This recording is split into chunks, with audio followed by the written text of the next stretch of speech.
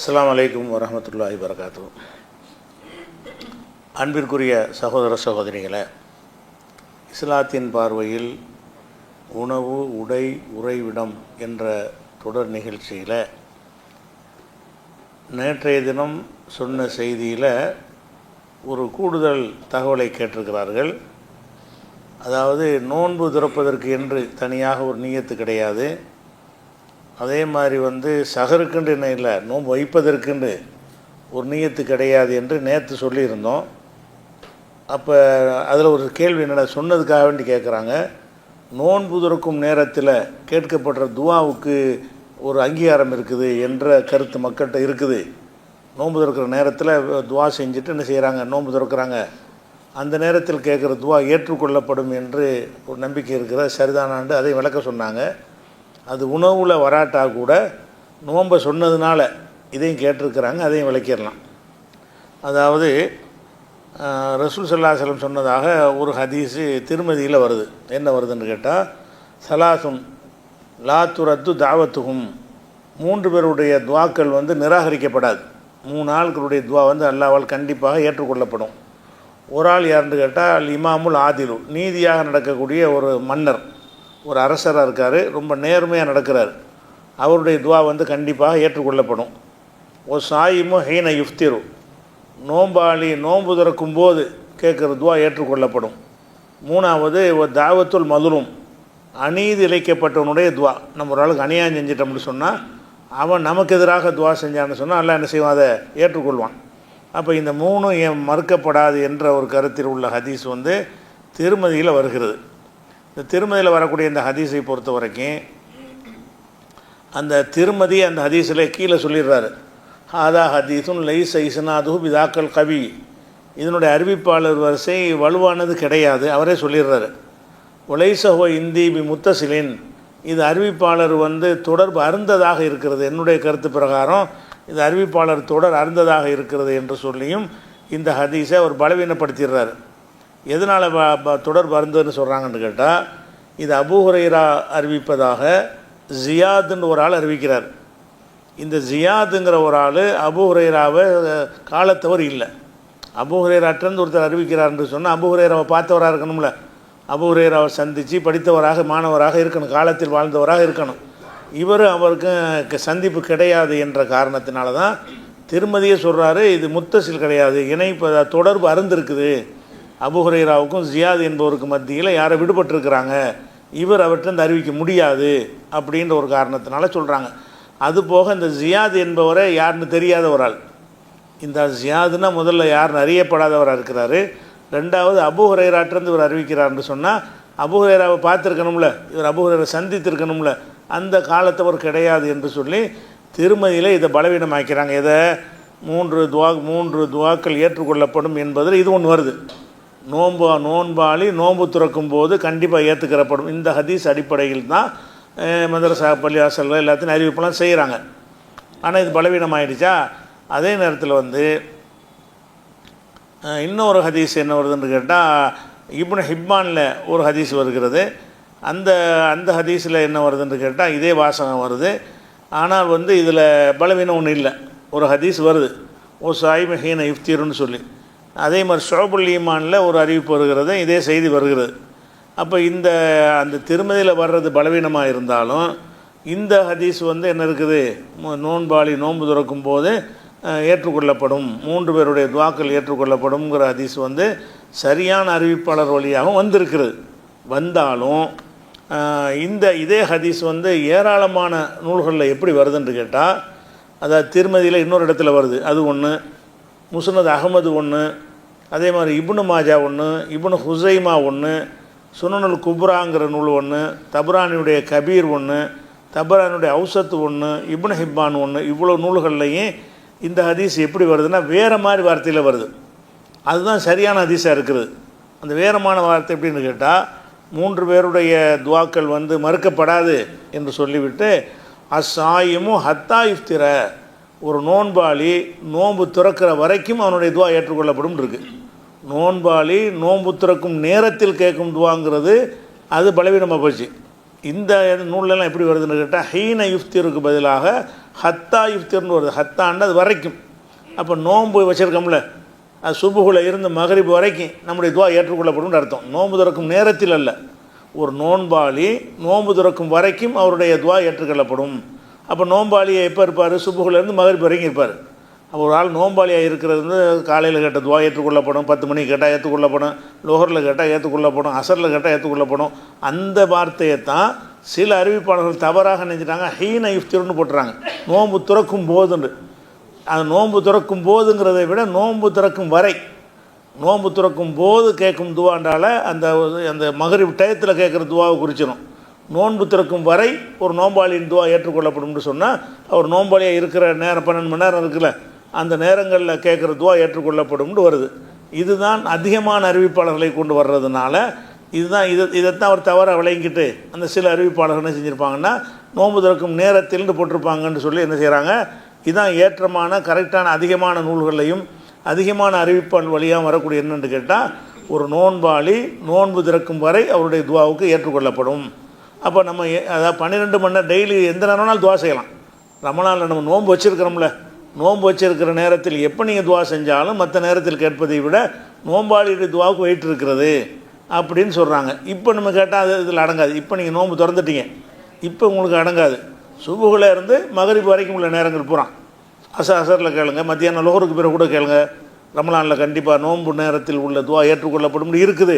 அதனால் லோகருக்கு பிறகு நான் கேட்பேன், அசருக்கு பிறகு கேட்பேன், அதில் காலைல 11 மணிக்கு கேட்பேன், சுபுக்கு பிறகு கூட கேட்பேன்னு நீங்கள் துவா செஞ்சீங்கன்னா அது ஏற்றுக்கொள்ளப்படும் தான் ஹதீஸில் இருக்குது. அதனால் நோன்பு திறக்கும் நேரத்தில் கேட்கும் துவா என்பது சரியானது இல்லை. இதுதான் அந்த அந்த செய்தியில் வந்து அதிகமான நபர்களால் அறிவிக்கப்படுற ஒரு செய்தி. அதே நேரத்தில் இன்னொன்னையும் பார்க்கணும், நோன்பு திறக்கும் நேரத்தில் கேட்கும் துவா என்பது இருக்குல்ல, அது வந்து கருத்து ரீதியாக பார்த்தாலும் அது சரியானதாக இருக்க முடியாது. ஏன்னாட்டா எல்லாம் நோன்பு திறக்கிறதுக்கு சாப்பிட்றதுக்கு ரெடியாக இருப்பாங்க, அந்த நேரத்தில் வந்து துவா செஞ்சுட்டு இருக்க முடியுமா? நம்ம எக்காம சொன்னாலே விட்டுட்டு வந்து சாப்பிடுப்பான்னு சொல்லக்கூடிய ஒரு நிலையில் நான் தானே செய்கிறாங்க, நோன்பு லேட் பண்ணிவிட்டு துவா செஞ்சு உட்காந்துட்டு இருக்கிறாங்க. அவங்களுக்கு பசி இருந்து எப்போ எல்லாம் நோன்பு திறக்க சொல்கிறாங்கன்னா உடனே நோன்பு திறக்கிறதுக்கு அவசரப்படணுமே தவிர அவங்க என்ன செய்யக்கூடாது, நோன்பு திறக்கிறதில்ல லேட் பண்ணுற மாதிரிலாம் துவா செய்கிறாங்க. அது பாங்கு சொல்லி பாங்குன்னு சொல்லிடுவாங்க, டைமு வந்துடும், அவர் துவா செஞ்சிட்ருப்பார். ஏன்னா ஏற்றுக்கொள்ளப்படும் நோன்பு திறக்கிற நேரத்தில்.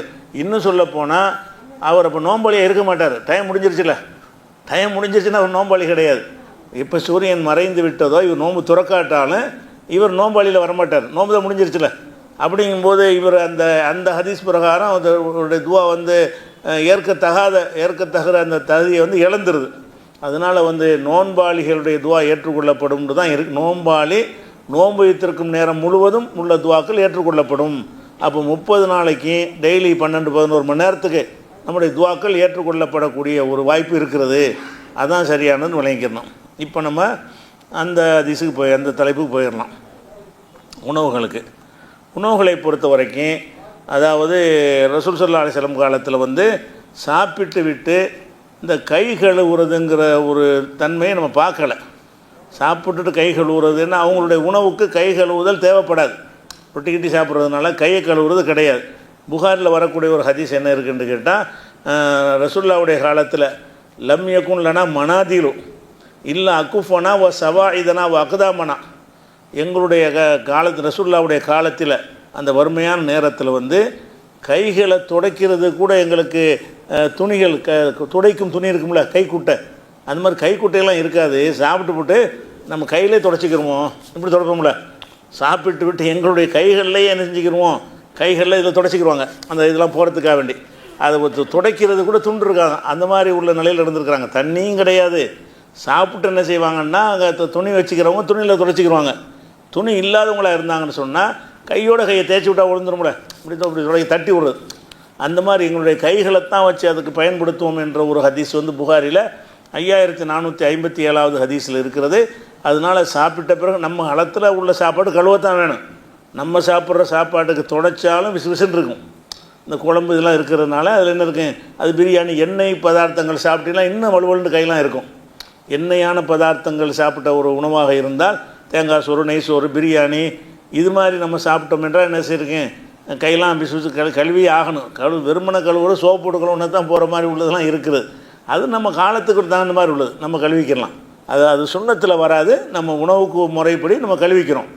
அது ஒரு விஷயமாச்சு. அடுத்தது வந்து இந்த பாத்திரங்களில் சாப்பிட்றதுக்குள்ள என்னென்ன பாத்திரங்களை சாப்பிட்லான்னு கேட்டால், ஆரம்ப காலத்தில் வந்து நபிகள் நாயகம் ஸல்லல்லாஹு அலைஹி வஸல்லம் அவர்கள் சில பாத்திரங்களை யூஸ் பண்ணவே தடுத்துட்டாங்க. எந்த பாத்திரம் தடுத்தாங்கன்னு கேட்டால், மதுபானம் வைப்பதற்குன்னே சில சுரக்குடுக்க நம்ம நாட்டில் வச்சுருப்பாங்க. அது ஒரு டைப்பாக இருக்குது, சுரக்காயில் ஒரு இது மாதிரி வச்சுருப்பாங்க. அதில் தான் சாராயம் கல் இறக்குவாங்க. அந்த மாதிரி ஒரு கல் இறக்குறதுக்குன்னே உள்ள பாத்திரமாக இருக்குன்னு வைங்க, அந்த பாத்திரம் உங்கள்கிட்ட இருந்துச்சுன்னா அதில் பயன்படுத்தாதீங்க. ஏன்னு கேட்டால் அது நினைவுக்கு வந்து அந்த மதுவின் பக்கம் போயிடக்கூடாதுங்கிறக்க வேண்டி அப்படின்னு ரசூல் ஸல்லல்லாஹு அலைஹி வஸல்லம் ஆரம்ப காலத்தில் வந்து ஒரு மதுபானத்துக்கு என்று எந்த மாதிரி, இப்போ மதுபானத்துக்குன்னா சில இதெல்லாம் போடுறாங்களே, கிளாஸ்லாம் பாருங்களேன், டீ குடிக்கிற கிளாஸ் வர மதுபானம் குடிக்கிறதுக்கு ஒரு கிளாஸ் போடுறாங்கல்ல, அந்த மதுபானத்தை நம்ம குடிச்சிட்டா கூட அந்த கிளாஸில் கூட சாப்பிடக்கூடாது. அந்த முதல்ல இருந்த தடை. ஆரம்ப காலத்தில் மதுபானத்துக்குன்னு உள்ள பயன்படுத்துகிற அந்த பாத்திரங்களை யூஸ் பண்ணாதீன்னு சொன்னாங்க. பிறகு நினச்சிட்டாங்க ரசூல் ஸல்லல்லாஹு அலைஹி வஸல்லம் வந்து பாத்திரங்களில் என்ன ஹலால் ஹராம் என்ன ஆக போகுது, நீங்கள் சாப்பிட்டுக்கிறங்க, எந்த பாத்திரம் தான் சாப்பிட்டுக்கிறங்கன்ட்டாங்க. அந்த தடை இப்போ கிடையாது. இப்போ நம்ம என்ன செய்யலான்னு கேட்டால், ஒரு சாராயம் விற்கிற பாட்டிலில் கூட நம்ம ஜூஸ் ஊற்றி குடிக்கலாம். சாராயம் ஊற்றுறதுக்குன்னு ஒரு பாட்டிலாக இருக்குது, அதுவும் பாட்டில் தான். இது ஆரம்ப காலத்து தடை இருந்துச்சு. இந்த தடையை கொண்டாந்து காட்டி இதெல்லாம் பயன்படுத்தக்கூடாதுன்னு சொல்லுவாங்க. அப்படி கிடையாது. தவறான பொருள்கள், ஹராமான பொருள்கள் அடைத்து விற்பதற்கு உரிய பாத்திரங்களாக, கோலைகளாக, பாட்டில்களாக, தட்டுகளாக இருக்கும் என்று சொன்னால், ஆரம்ப காலத்தில் அவற்றை பயன்படுத்தக்கூடாது என்று தடை இருந்தாலும் பிற்காலத்தில் அந்த தடை நினைஞ்சு நாங்கள் ரசூல் ஸல்லல்லாஹு அலைஹி வஸல்லம் நீக்கிட்டார்கள் என்கிற விஷயத்தை என்ன செய்யணும், நம்ம தெரிஞ்சுக்கிறணும். அது என்ன தெரிஞ்சுன்னு கேட்டால், அதாவது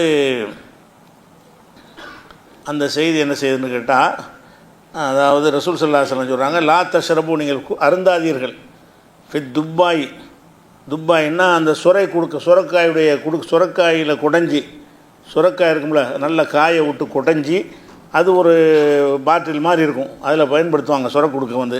அது மாதிரி மரப்பீப்பாய், இந்த மரப்பீப்பாயெல்லாம் சாராயத்தை கல் வைக்கிறதுக்கு பயன்படுத்துவாங்க. அந்த காலத்தில் வந்து சுரக்குடுக்கையில் தண்ணி ஊற்றுறதுலாம் பயன்படுத்த மாட்டாங்க. இந்த மதுபானம் கல் ஊற்றி வைக்கிறதா இருந்தால் சுரக்குடுக்கையில் ஊற்றி வைப்பாங்க. மரப்பீப்பாய் இருக்கும்ல, மரத்திலே அதை அடித்து பாடம் செஞ்சு வச்சுருப்பாங்க பாத்திரம் மாதிரி. அந்த மாதிரி மரத்தில் செய்யப்பட்ட பீப்பாய்கள், அது மாதிரி தார் பூசப்பட்ட பாத்திரங்கள், தார் பூசியிருப்பாங்க, அதில் தான் கல் ஊற்றி வச்சுருப்பாங்க. அந்த மாதிரி என்ன செய்வாங்கன்னா, மண் சாடிகள், மண்ணில் உள்ள சாடி, இந்த 4 வகையான பாத்திரமும் மதுபானத்துக்குன்னே உள்ளது. அந்த காலத்தில் மதுபானம்ன்றால என்ன செய்ய, தண்ணினா தோல் பையில் வச்சுருவாங்க. மதுபானம்னு சொன்னால் சுர கொடுக்க மரத்தால் செய்யப்பட்டது, தார் பூசப்பட்டது, அல்லது மண் ஜாடி இருக்குல்ல, அந்த மாதிரி உள்ள ஜாடிகளில் தான் மதுபானம் வச்சுருப்பாங்க. அப்போ ரசூலுல்லாஹ் நினைச்சிட்டாங்கன்னா, மதுவை தடை செஞ்ச உடனே இந்த பாத்திரத்தை யூஸ் பண்ணாதேன்ட்டாங்க. மதுவையும் தடை செஞ்சாச்சு, மதுவை பயன்படுத்தின பாத்திரமாக இருக்கிறதுனால அதை யூஸ் பண்ணாதீங்க ரசூலுல்லாஹ் தடுத்தாங்கங்கிற விஷயம் வந்து புகாரியில் 7556வது ஹதீஸை படித்தேன்னா இதெல்லாம் சாப்பிடக்கூடாதுங்கிற மாதிரி வரும். இந்த ஹதீஸை நாளைக்கு நீங்கள் பார்த்தா கூட நம்ம செய்யக்கூடாது போல இருக்க அப்படிங்கிற மாதிரி வரும். ஆனால் இந்த தடையை வந்து ரசூல் ஸல்லல்லாஹு அலைஹி வஸல்லம் அவர்கள் பிறகு தடுத்து விட்டார்கள்னு சொல்லி என்ன செய்கிறாங்கன்னு கேட்டால், ஃபஷ்ரபு ஃபில் அஸ்கியத்தி குல்லிஹா, எல்லா பாத்திரத்திலும் நீங்கள் இப்போ சாப்பிட்டு கொள்ளுங்கள். முந்தி நான் தடுத்திருந்தேன், இப்போ எல்லா பாத்திரத்தையும் தடுத்து கொள்ளுங்கள். ஒலா தஷ்ரபு முஸ்கிரன், போதையான விஷயத்தை நீ சாப்பிடாதீங்க. போதைக்காகத்தான் தடுத்திருந்தோம். போதைப் பொருள் இல்லாமல் நீங்கள் அந்த சுர கொடுக்கை தெருவில் எதுக்கு போடணும், அதை தண்ணி ஊற்றி குடிக்கிறதுக்கு பயன்படுத்திக்கிறோமேன்னு பயன்படுத்தினா தப்பு இல்லை. இப்போ அதுக்கு வந்து என்ன செய்யலைன்னா தடுக்கலைன்ட்டாங்க. இந்த செய்தி முஸ்லீமில் வரக்கூடிய ஒரு செய்தியாக இருக்கிறது. அதே மாதிரி சொன்னாங்க, இன்னல் துருஃபை, பாத்திரங்கள் வந்து லா யுஹில்லு ஷையன் ஒலா யுஹர்ரிமு, எந்த ஒன்றையும் ஹலாலாகவோ ஹராமாகவோ ஆக்காது. பாத்திரமாக ஹலாலாக்கும், இந்த பாத்திரத்தை தான் ஹலாலு, அந்த பாத்திரத்தை தான் ஹராம்னு அதுக்கு உரியது கிடையாது. பாத்திரம் சொல்கிறாங்க, இன்னல் துருஃபை, பாத்திரங்கள் வந்து லா யுஹில்லு ஷையன் ஒலா யுஹர்ரிமுஹு, எந்த ஒன்றையும் ஹலாலாகவும் ஆக்காது, அது ஹராமாகவும் ஆக்காது. அந்த பொருள் ஹலால் ஹராமுக்கு தனி சட்டம் இருக்கே தவிர, இந்த பாத்திரத்தில் இருந்தால், கண்ணாடி பாத்திரத்தில் இருந்தால் ஹலாலு, அது சில்வர் பாத்திரம் இருந்தால் ஹராமுன்னு அப்படி வருமானா வராது. அதனால் முதல்ல நான் தடுத்திருந்தேன். நகைத்துக்கும் லுருஃபி, சில பாத்திரங்களை பயன்படுத்துவதற்கு உங்களுக்கு தடுத்திருந்தேன். இப்போ சொல்கிறேன், இது பாத்திரத்தினால ஒன்று ஆகாது, நீங்கள் பயன்படுத்திக்கிறங்க. அப்போ மதுபானம் பயன்படுத்துவதற்குரிய பாத்திரங்களாக இருந்தால் கூட நம்ம என்ன செய்யலாம், இப்போ தான் நம்ம அந்த தடை செய்யப்பட்ட ஆரம்ப காலத்தில் நம்ம இல்லையே, இப்போ நம்ம அது வந்து பாத்திரமாக நினச்சி என்ன செஞ்சுக்கலாம், பயன்படுத்தி கொள்ளலாம். அதில் ஒரு தப்பு கிடையாது. இது ஒரு விஷயம். அடுத்ததாக வந்து அந்த இரண்டையும் சமைக்கக்கூடிய சமுதாயம் இருப்பாங்க. ஒரே பாத்திரம் வச்சுருப்பாங்க, அதில் தான் வந்து நமக்கு ஹராமானதே அவளை சமைக்குவாங்க. நம்ம பக்கத்து வீட்டில் ஒருத்தர் இருக்காருன்னு வைங்க, ஒரு பன்றி இறைச்சி சாப்பிட்றவராக வைங்க, அவர் என்ன செய்வார்னா பன்றி இறைச்சியும் அதில் தான் சமைக்குவார். அப்புறமேல் வந்துக்கிட்டு சாம்பாரும் அதில் தான் வைப்பார். ஒரு குழம்பு வைக்கிறதுக்காக ஒரு சட்டி இருந்துச்சின்னு சொன்னால் அதில் தான் பன்றியும் சமைக்குவார். அப்புறம் கழுவி இப்படி என்ன செய்வார்னா அதில் தான் வந்து சாம்பாரும் வைக்குவார். இப்போ அந்த சாம்பாரை தந்தால் நம்ம சாப்பிட்லாமா, அல்லது நம்மள்ட்ட ஒரு பாத்திரத்துக்கு தட்டுப்பாடு இருக்குது, அவங்கள்ட்ட அந்த பாத்திரத்தை வாங்கிட்டு வந்து நம்ம சமைக்கலாமா? பாத்திரத்தை வாங்கிட்டு வந்து அதில் என்ன சமைச்சிருப்பாங்க? கண்டிப்பாக ஹராமானது சமைச்சிருப்பாங்க. பன்றியை சமைச்சிருப்பாங்க, இல்லை செத்து போன ஆடை சமைச்சிருப்பாங்க, அந்த கோழியெல்லாம் அறுக்காமல் அடித்து சாவடித்து சமைச்சிருப்பாங்க. எத்தனை விஷயங்களில் மார்க்கம் தடுத்த விஷயங்கள் அதில் இருக்கலாம். அப்போ அவங்கள்ட்டேருந்து நம்ம இரவலாக பக்கத்தில் உள்ளவங்கள்ட்ட ஒரு பாத்திரத்தை வாங்கிட்டு வந்து பயன்படுத்தலாமான்னு கேட்டால் அதுக்கு ரசூலுல்லாஹ் சொல்லிட்டாங்க. அது அவங்க வலியுறுத்தி தடுக்கலை, முடிஞ்ச அளவுக்கு தவிர்த்துக்கிறங்க. வேறு பாத்திரம் கிடைக்காவிட்டால் பயன்படுத்திக்கிறங்கிறான். அதுக்கு என்ன சொல்கிறாங்கன்னா, அது வருது ஹதீஸில்,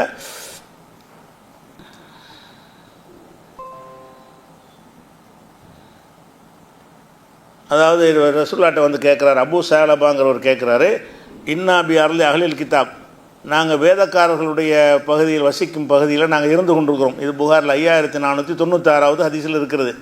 இப்போ நான் குலுஃபி ஆணியத்தையும், அவங்களுடைய பாத்திரத்தில் நாங்கள் சாப்பிட்றோம், அப்படி சாப்பிட்லாமா? அவங்க வந்து ஹராமானதையும் சமைக்குவாங்க, ஹலானதையும் சமைக்குவாங்க. அப்படியான பாத்திரங்கள் வச்சுருக்கிறாங்க. அவங்க பாத்திரத்தில் இப்போ தட்டாக இருக்கலாம், குழம்பு வைக்கிற சட்டியாக இருக்கலாம், சோத்து பானையாக இருக்கலாம். அப்போ அந்த பாத்திரங்களில் நாங்கள் சாப்பிடுகிறோம், அப்படி சாப்பிட்லாமான்னு ரசூலுல்லாஹ்ட்ட கேட்குறாங்க. அப்போ ரசூல் ஸல்லல்லாஹு அலைஹி வஸல்லம் என்ன சொல்கிறாங்கன்னா, பலாத்தா குலுஃபி ஆணியத்தையும், அவங்க பார்த்துட்டு சாப்பிடாதீங்க. ஹராமையும் சமைக்கிறாங்கன்னு தெரியும் போது நீங்கள் அதில் சாப்பிடாதீங்க. இல்லா அன் தஜிது புத்தன், அது அவசியம் ஏற்பட்டாலே தவிர. உதாரணமாக ஒரு பெரிய 20 பேருக்கு சாப்பிட்றதுக்கு ஒரு பெரிய சட்டி தேவை இருக்குது, அது நம்மள்ட்ட இல்லை. பெரிய பாத்திரங்கள் எல்லாத்தையும் இருக்காதுல்ல. வீடுகளில் வந்து அன்றாட பயன்பாட்டுக்குள்ள அளவு பாத்திரம் தான் வச்சுருப்பாங்க. ஒரு 20 பேர் 30 பேருக்கு சமைக்கிறதுக்கும்போது என்ன செய்வாங்கன்னா, போய் வாடகை தான் எடுப்பாங்க. அல்லது பக்கத்து வீடுகளில் பெரிய பாத்திரங்கள் வச்சுருந்தாங்கன்னா இரவலுக்கு வாங்குவாங்க.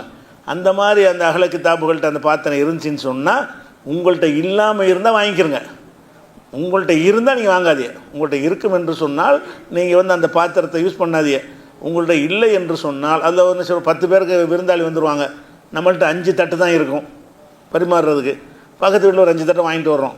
அந்த பக்கத்து வீட்டுக்காரங்க வந்து அதில் தான் ஹராமானதை வச்சு சாப்பிட்ருப்பாங்க, ஹராமான உணவுகளை அதில் வச்சு சாப்பிட்ருப்பாங்க. அப்போ நம்ம பற்றாக்குறைக்காமல் அவங்கள்ட்ட வாங்கிக்கிறலாமா? இந்த மாதிரி கேள்வி. அதுக்கு ரசூலுல்லாஹ் என்ன பதில் சொல்கிறாங்கன்னா, ஃபலாத்தா குலுஃபி ஆணியத்தையும், அவங்களுடைய பாத்திரங்கள் நீங்கள் சாப்பிடாதீங்க.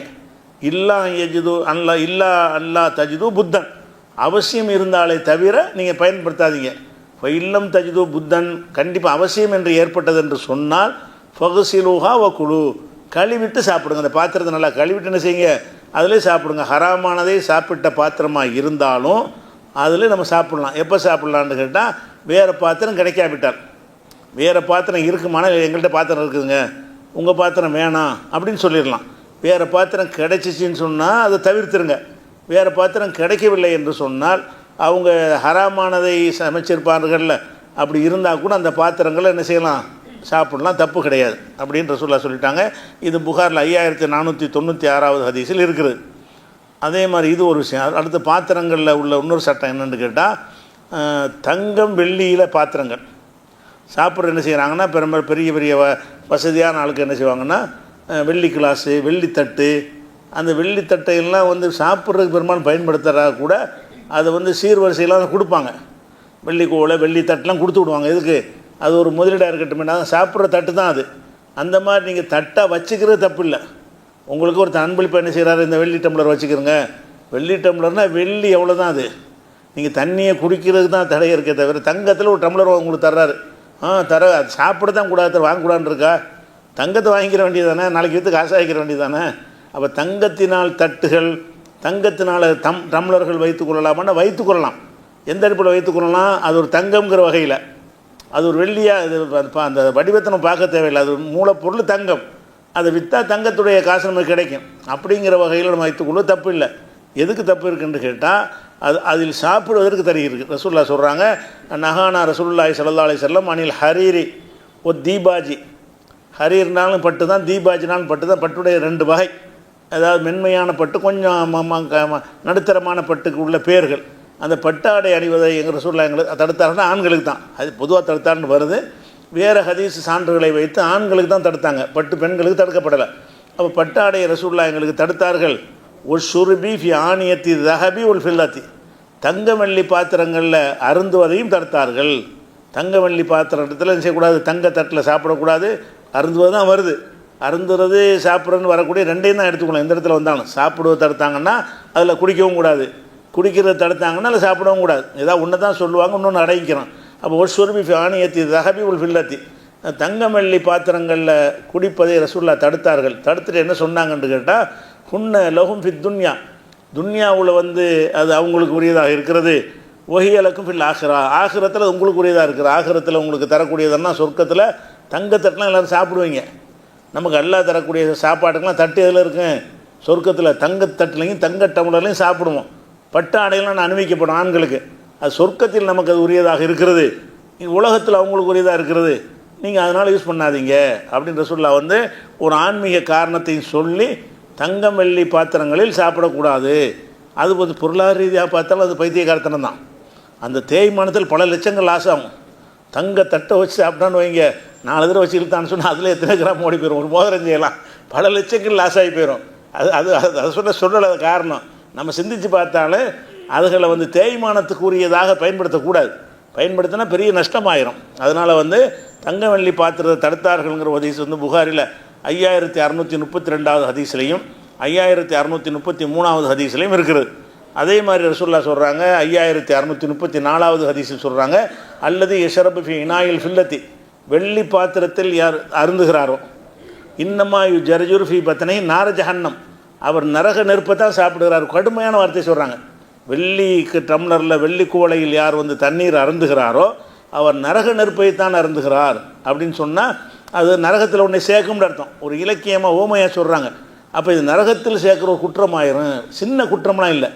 வெள்ளி பாத்திரத்தில் சாப்பிடுவது, தங்க பாத்திரத்தில் சாப்பிடுவது லேசான ஒரு மென்மையான குற்றம் கிடையாது. நரகத்தில் கொண்டே சேர்க்குற குற்றம் என்கிற அளவில் கடும் எச்சரிக்கை ரசூலுல்லாஹ் பயன்படுத்தி இருக்கிறாங்க. அதனால் எக்காரணம் ஒன்று என்ன செய்யக்கூடாது, தங்கம் வெள்ளி பாத்திரத்தில் சாப்பிடக்கூடாது.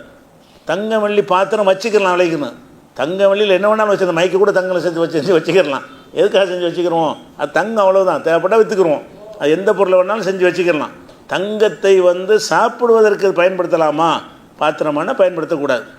இது புகாரில் 5634 ஹதீஸில் இருக்கிறது. அதே மாதிரி 5635லையும் 5635 தான் அதில் இந்த தடை இருக்குது. இதுவெல்லாம் அவ்வளோதான் தடை. பாத்திரங்களை பொறுத்த வரைக்கும் வேறு எந்த பாத்திரம், இரும்பில் சாப்பிடக்கூடாதுலாம் சொல்லுவாங்க. நாங்கள்லாம் சின்ன பிள்ளையாக இருக்கும்போது இரும்பு பாத்திரம் சாப்பிட நரகவாசி தட்டும்பாங்க. இரும்பில் சாப்பிடக்கூடாது நரகவாசி தட்டுன்னு யார் சொன்னா உங்களுக்கு? யாரும் இவங்களே சொல்கிறாங்க. நாங்கள்லாம் சின்ன பிள்ளையில வீடுகள்லாம் இரும்பில் தட்டு மாதிரி செஞ்சு வரும், அது சாப்பிடக்கூடாதுன்றாங்க. இரும்பு தட்டு நரகத்தில் கொடுக்குறது அப்படின்னு எந்த ஒரு ஆதாரமும் இதுக்கு இல்லை. இவங்களாகவே சொல்கிறாங்களே தவிர இரும்புலையும் செய்யலாம், சில்வர்லையும் செய்யலாம். சில்வர்னால் எவர் சில்வர், சில்வர்னால் வெள்ளினாலும் நம்ம நடைமுறையில் சில்வர்னால் எத்தனை சொல்கிறோம்? சில்வர்னால் எவர் சில்வரை தான் சில்வருங்க. சில்வர் தான் கூடாத, சில்வர்னால் வெள்ளி. ஆனால் நம்ம எவர் சில்வர் தான் சில்வருங்கிறோம். சில்வர் பாத்திரம்னு எதை சொல்லிகிட்டு இருக்கிறோம்? அது எவர் சில்வர் தான் சில்வர்னு வழக்கத்தில் சொல்கிறாங்க. சில்வருங்கிறது அர்த்தம் வெள்ளி தான், அது எவர் சில்வர்னு சொல்லணும். அப்போ எவர் சில்வரில் சாப்பிட்லாமா, பிளாஸ்டிக் தட்டில் சாப்பிட்லாமா, மண்ணில் செஞ்ச சட்டியில் சாப்பிட்லாம், எதில் வேணாலும் சாப்பிட்டு போங்க. அது பொருளை ஏந்தி கொள்ளக்கூடிய ஒரு பொருள் தானே தவிர பாத்திரங்கள் என்னவாக இருக்கணும்னு தடையே கிடையாது. இப்போ நவீன காலத்தில் யூஸ் அண்ட் த்ரோ நிறைய வருதில்ல, அதெல்லாம் எதில் வேணாலும் சாப்பிடுங்க. தடை அவ்வளோதான் தடை. மார்க்கத்தில் தடை தங்கத்துக்கு தான் தடை இருக்குது, மற்ற எதுக்கும் இல்லை. அது பல ஹராமானது சமைக்கிறத ஒரு மென்மையான தடை இருக்குது, கிடைக்காட்டி பயன்படுத்திக்கிறங்கன்னு இருக்குது. மற்றபடி என்ன கிடையாது, எந்த ஒரு தடையுமே கிடையாது. எந்த பாத்திரத்தில் வேணாலும் என்ன செய்யலாம், சாப்பிட்டு கொள்ளலாம். அதுக்கடுத்து இந்த பெரிய பாத்திரம் தண்ணி குடிக்கும்போது நம்ம இயற்கையாக நம்ம செய்ய மாட்டோம். இருந்தாலும் ரசூலுல்லாஹ் அதுலேயும் வழிகாட்டுறாங்க. என்னென்னு கேட்டால், ஒரு 20 லிட்டர் தண்ணி கேன் இருக்குங்களே, குடிக்கிறோம். 20 லிட்டர் தண்ணி கேன் இப்படி தூக்கிட்டு குடிக்கலாமா? பெரிய பாத்திரம் சாய்ச்சி குடிச்சோன்னா சரி மடப்பட்டு கொட்டி போயிடும், மூக்குலெல்லாம் ஏறி போயிடும். குடிக்கிறா இருந்தால் ஒரு சாய்ச்சி ஒரு டம்ளரில் ஊற்றி ஒரு கப்பில் ஊற்றி குடிக்கணுமே தவிர 20 லிட்டர் தண்ணி கேனை தூக்கிட்டு அப்படி ஒருத்தன் கொடுக்குறான். அப்படி குடிக்கலாமான்னா அப்படி குடிக்கக்கூடாது. அந்த தண்ணீரை சேமித்து வைப்பதற்காக வேண்டி தோல் பைன்னு வச்சுருப்பாங்க. அந்த தோல் பையிலேருந்து டைரெக்டாக நீங்கள் குடிக்காதீங்க. ஏன் அப்படி சொல்கிறாங்கன்னு கேட்டால் அது காரணத்தை சொல்லலை. ஏன்னா அதிகமாக பலார்னு வந்துடும் தண்ணி. என்ன செய்யும், தேவையான அளவுக்கு வராது. திடீர்னு மூக்கு உடைச்சி போயிடும், மூக்கிலெல்லாம் உள்ளே போயிடும், தொண்டையில் அடைக்கக்கூடிய விஷயங்கள் பல மாதிரி உயிரிழப்பு கூட சில நேரத்தில் வந்துடும் அந்த தண்ணியின் காரணமாக கூட. அதனால் ரசூலுல்லாஹ் என்ன செய்கிறாங்கன்னா, நஹா அனி சுருபி மின் ஃபமில் கிர்பத்தி, தோல் பை இருக்கும்ல, தோல் பைனா அந்த காலத்தில் குடம் அவங்களுக்கு, நமக்கு குடம்னு சொல்கிறோம்ல, அவங்க குடம்ங்கிறது மண்பானம்லாம் அவங்கள்ட்ட கிடையாது. அவங்க தண்ணி வைக்கிறது எதில் வச்சுருப்பாங்கன்னா தோல் இருக்கும்ல, அந்த தோலை பானை மாதிரி செஞ்சு தோல் பை அதில் தண்ணியை வச்சு தொங்க விட்ருவாங்க. தொங்க விடுறதுக்குன்னா கொஞ்சம் கூலாக இருக்கிறதுக்காக வேண்டி அது தேவைப்பட்ட என்ன செய்வாங்கன்னா அதில் எடுத்து என்ன செய்வாங்க, ஒரு கோலையில் இதில் ஊற்றி சாப்பிடுவாங்க. அதுலேருந்து அப்படியே சாப்பிட்றாதீங்க, நேரடி சாப்பிடாதீங்கன்னு ரசூல் ஸல்லல்லாஹு அலைஹி வஸல்லம் சொல்கிறாங்க. இதுக்கு ஒரு தடை இருக்குது. அதுக்கடுத்து என்னென்னு கேட்டால், ரசூல் ஸல்லல்லாஹு அலைஹி வஸல்லம் அவங்களுடைய சாப்பாட்டை பற்றி வரும்போது அவங்க உணவு மேஜைகளில் ரசூல்லா சாப்பிட்டதே கிடையாது. ரசூல்லா ஒரு காலத்திலையும் ஒலா அக்கலா அலா ஹிவானின் ஹத்து, இந்த டைனிங் டேபிளுங்கிறோம்ல, சாப்பாட்டு மேஜையில் வைத்து ரசூல்லா சாப்பிட்டதே கிடையாதுங்கிற ஒரு ஹதீஸ் புகாரில் 5386 ஹதீஸில் இருக்குது. இதை வச்சுக்கிட்டு என்ன செய்கிறாங்க, இதை வச்சு சில ஆளுக்கு டைனிங் டேபிளில் சாப்பிடக்கூடாது. ஏன்னா ரசூல்லா என்ன செஞ்சதில்லை, சாப்பிடுவதற்கு டேபிளில் தரையில் வச்சு தான் சாப்பிட்ருக்காங்களே தவிர டைனிங் டேபிளில் சாப்பிடுவது இல்லைங்கிற மாதிரி சில ஆளுக்கு சொல்லுவாங்க. ஆனால் இந்த ஹதீஸ் சரியான ஹதீஸ் தான். ஆனால் இந்த ஹதீஸையும் இது மாதிரி உள்ள சில ஹதீஸுகளையும் புரிந்து கொள்கிறதுக்கு ஒரு அளவுகோல் இருக்குது. என்ன அளவுகோல்னு சொன்னால், உலக சம்பந்தமான இந்த பயன்பாடு இருக்குது இல்லையா, அதுகளை ரசூலுல்லா பயன்படுத்தினாங்கன்னு சொன்னால், பயன்படுத்தாமல் இருந்தாங்கன்னு சொன்னால் கிடைச்சா பயன்படுத்தியிருப்பாங்க, கிடைக்காம இருந்தால் பயன்படுத்தியிருக்க மாட்டாங்க. அப்படி தான் எடுத்துக்கணும். இப்போ ரசூலுல்லா சட்டைக்கு போல துண்டை தான் போத்திக்கிட்டு இருந்தாங்க. நம்ம துண்டு போடுறது துண்டை போத்திக்கிட்டு தான் வாழணும் யாராவது சொல்லுவோமா? சொல்ல மாட்டோம். ஏன் சொல்ல மாட்டோம்னா, அது அன்னைக்கு கிடைச்சது, அதான் அவங்களுக்கு கிடைச்சிது. ஆடைன்னு அந்த காலத்தில் பற்றாக்குறையாக இருக்கும் பொழுது சட்டையெல்லாம் ரொம்ப காஸ்ட்லியாக இருக்கும். ஒரு துணியை தூக்கி போத்திக்கிறாங்க மேலே போட்டு, அதான் சட்டை. ரசூலுல்லா அப்படி தான் இருந்திருக்கிறாங்க. அந்த மாதிரி இருந்ததை வைத்து நம்ம என்ன செய்யக்கூடாது, துணியை போத்திக்கிட்டு தான் வாழணும்னு சொல்லக்கூடாது. கீழே ஒரு வேட்டியை கட்டிக்கிடுவாங்க, அவ்வளோதான் அவங்களுடைய ஆடையை. அதை தவிர வேறு எத்தனை வகையான ஆடைகள் இன்றைக்கி விட்டது, அதை பயன்படுத்தலாம். ரசூலுல்லா பேண்ட் போட்டதே இல்லைன்னு ஒருத்தர் சொன்னார் வைங்க, இருக்கு. அதனால் என்ன, பேண்ட் போடுறது மார்க்கத்தில் உள்ளதா, கிடைக்கல போடலை. இந்த காலத்தில் வாழ்ந்தால் கிடைச்சதுக்கும் போட்டிருப்பாங்க. இந்த மாதிரி சட்டை ரசூலுல்லா போட்டதே இல்லைன்னு ஹதீஸ் வருதுன்னு வைங்க. அதனால் என்னென்ன, ரசூலுல்லா இப்போ நம்ம இந்த பிரியாணி சாப்பிட்றோம்ல, பிரியாணி சாப்பிட்டதே இல்லைன்னு கூட நம்ம சொல்லலாம். நிச்சயமாக சாப்பிடல தானே. இந்த மாதிரி சாப்பாடு ரசூலுல்லா அரிசியாக அவங்கள்ட்ட பெரும்பாலும் இருக்காது, கோதுமை தான் சாப்பாடு. ரசூலுல்லா பிரியாணியும் சாப்பிட்டது இல்லைன்னு நான் சொன்னால் அது உண்மை தான். அதனால் நம்ம சாப்பிடலாமா சாப்பிடக்கூடாதா? ரசூலுல்லா சாப்பிடாட்டி என்னங்க, கிடைக்கலங்க. அது உணவுகளை பொறுத்த வரைக்கும் அவங்களுக்கு என்ன வசதி இருக்கோ அதுக்கு தகுந்த மாதிரி தான் பயன்படுத்துவாங்க. ரசூலுல்லா இந்த மாடி வீட்டு கட்டடத்தில் வசித்ததே இல்லை, கூரையில் தான் வசித்தாருன்னு கூரையில் வசிக்கிறது கட்டாயம்னு சொல்லுவீங்களா? அந்த காலத்தில் கூரை தான் வசதி, கூரை செஞ்சுக்கிட்டாங்க. இந்த காலத்தில் இருந்தாங்கன்னா அதை செஞ்சுருப்பாங்க. அதை உலக பொருள்களை பயன்படுத்துகிற விஷயத்திற்கு எந்த ஹதீஸ் வந்தாலும் ரசூல் ஸல்லல்லாஹு அலைஹி வஸல்லம் அதுக்கு வாயினால் உத்தரவு போட்டிருந்தாங்கன்னா அதை கடைப்பிடிக்கணும். மேஜையில் சாப்பிடாதீர்கள், ஆர்டர் வந்தால் கண்டிப்பாக என்ன செய்யக்கூடாது, சாப்பிடக்கூடாது. அவங்க மேஜையில் சாப்பிட்டது இல்லைன்னு வந்தாலும், மேஜையில் சாப்பிட்டாங்கன்னு வந்தாலும் அது மார்க்கத்தில் வராது. ரசூலுல்லா டைனிங் டேபிளில் சாப்பிட்டாங்கன்னு வந்தால் கூட சுன்னத்தாகாது. ஏன் சுன்னத்தாகாது? அது மார்க்கம்ங்கிற விஷயத்துக்கு செஞ்சதில்லை. உயரத்தில் இருக்கணும் வச்சு சாப்பிட்ருப்பாங்க, அல்லது கிடைக்காம இருக்கனால சாப்பிடாமல் இருந்திருப்பாங்க. மேஜைக்கெல்லாமல் உங்கள்கிட்ட இடம் இருந்துச்சு, ஒரு ஆள் படுக்கிறதுக்கு வீட்டில் இடம் இல்லைங்க, டைனிங் டேபிள் எங்கே கொண்டு போடுவாங்க. அவங்களுக்கு இருந்த அந்த வசதிக்கு அது இல்லைங்கிறதுனால தான் அவங்க இது செய்தி உண்மையான செய்தி. ஆனால் இந்த மாதிரி செய்திகளெல்லாம் எப்படி புரியணும்னு கேட்டால், ரசூல் ஸல்லல்லாஹு அலைஹி வஸல்லம் ரொட்டி தான் சாப்பிட்டாங்கன்னு வருது. ரொட்டி தான் நம்ம சாப்பிட்ணுன்னு சொல்லுவோமா? நம்ம சொல்ல மாட்டோம். ரசூலுல்லா ஒட்டகத்தில் போனாங்கன்னு வருது, ஒட்டகத்தில் போனாங்க, நம்மளும் ஒட்டகத்தில் போகணும். ஹஜ்ஜிக்கு வரைக்கும் ஒட்டகத்திலாம் போனாங்க. நீங்கள் ஹஜ்ஜி போவதாக இருந்தால் ஒட்டகத்தில் ஏறி போங்கன்னு யாராவது சொல்லுவோமா? ஆனால் ரசூலுல்லா போனது நெசந்தான், அது சுன்னத்தில் வராது. ஏன் சுன்னத்தில் வராதுன்னு கேட்டால், அந்த காலத்தில் ரசூலுல்லா மட்டும் ஒட்டகத்தில் போகலை, காஃபிர்களும் அதில் தான் போனாங்க. ரசூலுல்லா மட்டுமா பயன்படுத்தினாங்க ஒட்டகத்தை? காஃபிர்களும் அதை தான் பயன்படுத்திகிட்டு இருந்தாங்க. அந்த மாதிரி டேபிளில் சாப்பிட்லன்னா அங்கே உள்ள எல்லா ஏழைகளும் அப்படி தான் இருந்தாங்க. முஸ்லீம் அப்படி தான் இருந்தாங்க, காஃபிர் அப்படி தான் இருந்தாங்க. அப்போ இந்த மேஜையில் சாப்பிடுதல் என்றதெல்லாம் எப்படி புரிஞ்சுக்கணும்னு கேட்டால், நபிகள் நாயகம் ஸல்லல்லாஹு அலைஹி வஸல்லம் காலத்தில் அது இருக்கவில்லை. அவங்க வசதியில் தண்ணியத்தை பேரிச்சம்பழத்தை தவிர எதுவும் சாப்பிடவில்லைன்னு வரும். அப்போ நம்மளும் தண்ணியும் பேரிச்சம்பழத்தை தான் சாப்பிட்ற விளங்கிறது. கிடைக்கிறத வைத்து எடுக்கக்கூடிய முடிவுகள், இது ஒரு உசூல் விதியில் உள்ளது, இஸ்லாமிய சட்ட விதிகளில் உள்ளது. என்னென்னு கேட்டால், நபிகள் நாயகம் ஸல்லல்லாஹு அலைஹி வஸல்லமுடைய செயல்களை அவங்க வஹீயில் செஞ்சாங்களா அல்லது அந்த வழக்கத்தில் செஞ்சாங்களான்னு பார்க்கணும். வஹீயில் செஞ்சாங்கன்னு சொன்னால் கண்டிப்பாக கடைப்பிடிக்கணும். வழக்கத்தில் உள்ளது, அந்த வழக்கத்தில் ஊர் வழக்கம் தான், எல்லோரும் செய்கிற மாதிரி செஞ்சாங்கன்னா அது எதில் வராது, அது மார்க்கத்தில் வராது. அதனால தான் நம்ம என்ன செய்கிறோம், ஒட்டகத்தில் போகிறது அதெல்லாம் சுன்னத்து இல்லைன்னு எதை வச்சு சொல்கிறோம். ஒட்டகத்தில் போகிறது 40 வயசுக்கு மேலே போனாங்க, 40 வயசுக்கு முந்தையும் போனாங்கல்ல, அது வஹீயில் வந்தது கிடையாது. எதிரிகள் ஒட்டகத்திலான போனால் அது வஹீயில் அல்லாட்டிருந்து நீ ஒட்டகத்தில் போன்னு சொல்லி வந்தது கிடையாது. ரசூல்லா நபியாக ஆயிருக்காட்ட கூட ஒட்டகத்தில் போயிருப்பாங்க. நபியாக ஆக்கலன்னு விட்டுருங்க, அந்த காலத்தில் இதில் போயிருப்பாங்க, ஒட்டகத்தில்னு போயிருப்பாங்க. அந்த ஒட்டகத்தில் போனார்கள் என்பது, இந்த டேபிளில் பயன்படுத்தினார்கள் என்பது, வெறும் பாயில் படுத்தார்கள் என்பது, குடிசை போட்டு கொண்டு இருந்தார்கள் என்பது, இதுகளெல்லாம் வஹீல் செஞ்சது கிடையாது. ரசூல்லா குடிசை போட்டாங்கன்னா அன்றைக்குள்ளே எல்லா மக்களும் அதை தான் போட்டிருந்தாங்க. அதான் அன்றைக்கு உள்ளது. வெயிலிருந்து மறைப்பதற்கு அவங்கள்ட்ட இருந்த ஒரே பொருள் என்னென்னு கேட்டால் ஓலை குடிசை தான். அப்போ எல்லாரும் வீடுகளில் ஓலை குடிசை போடுற மாதிரி அவங்க வீடுகளுக்கும் பள்ளியாசலுக்கும் போட்டுட்டாங்களே தவிர ஓலை குடிசையில் தான் வசிக்கணும். மஸ்ஜித் நபவியில் மழை பெஞ்சால் கீழே ஒழுவுன்னெலாம் வருதில்ல, அது மாதிரி தான் நம்ம பள்ளியாசல் வச்சுக்கணுமா? அப்படி கிடையாது.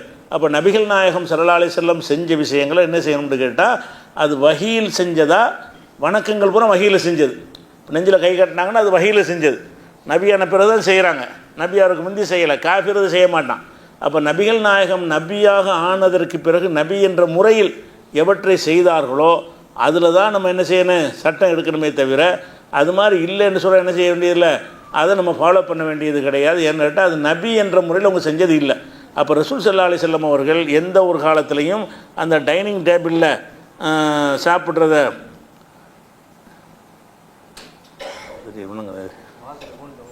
கோணியை தொங்க விட்றாங்களா எதுக்கும் தெரியல. சரி, அப்போ இது டைனிங் டேபிளில் சாப்பிட்றதுலாம் குற்றம் கிடையாது. ஆனால் இந்த ஹதீஸை காட்டுவாங்க, ரசூல் ஸல்லல்லாஹு அலைஹி வஸல்லம் அவர்கள் மேஜையின் மீது சாப்பிட்டதே கிடையாதுன்னு வரும்.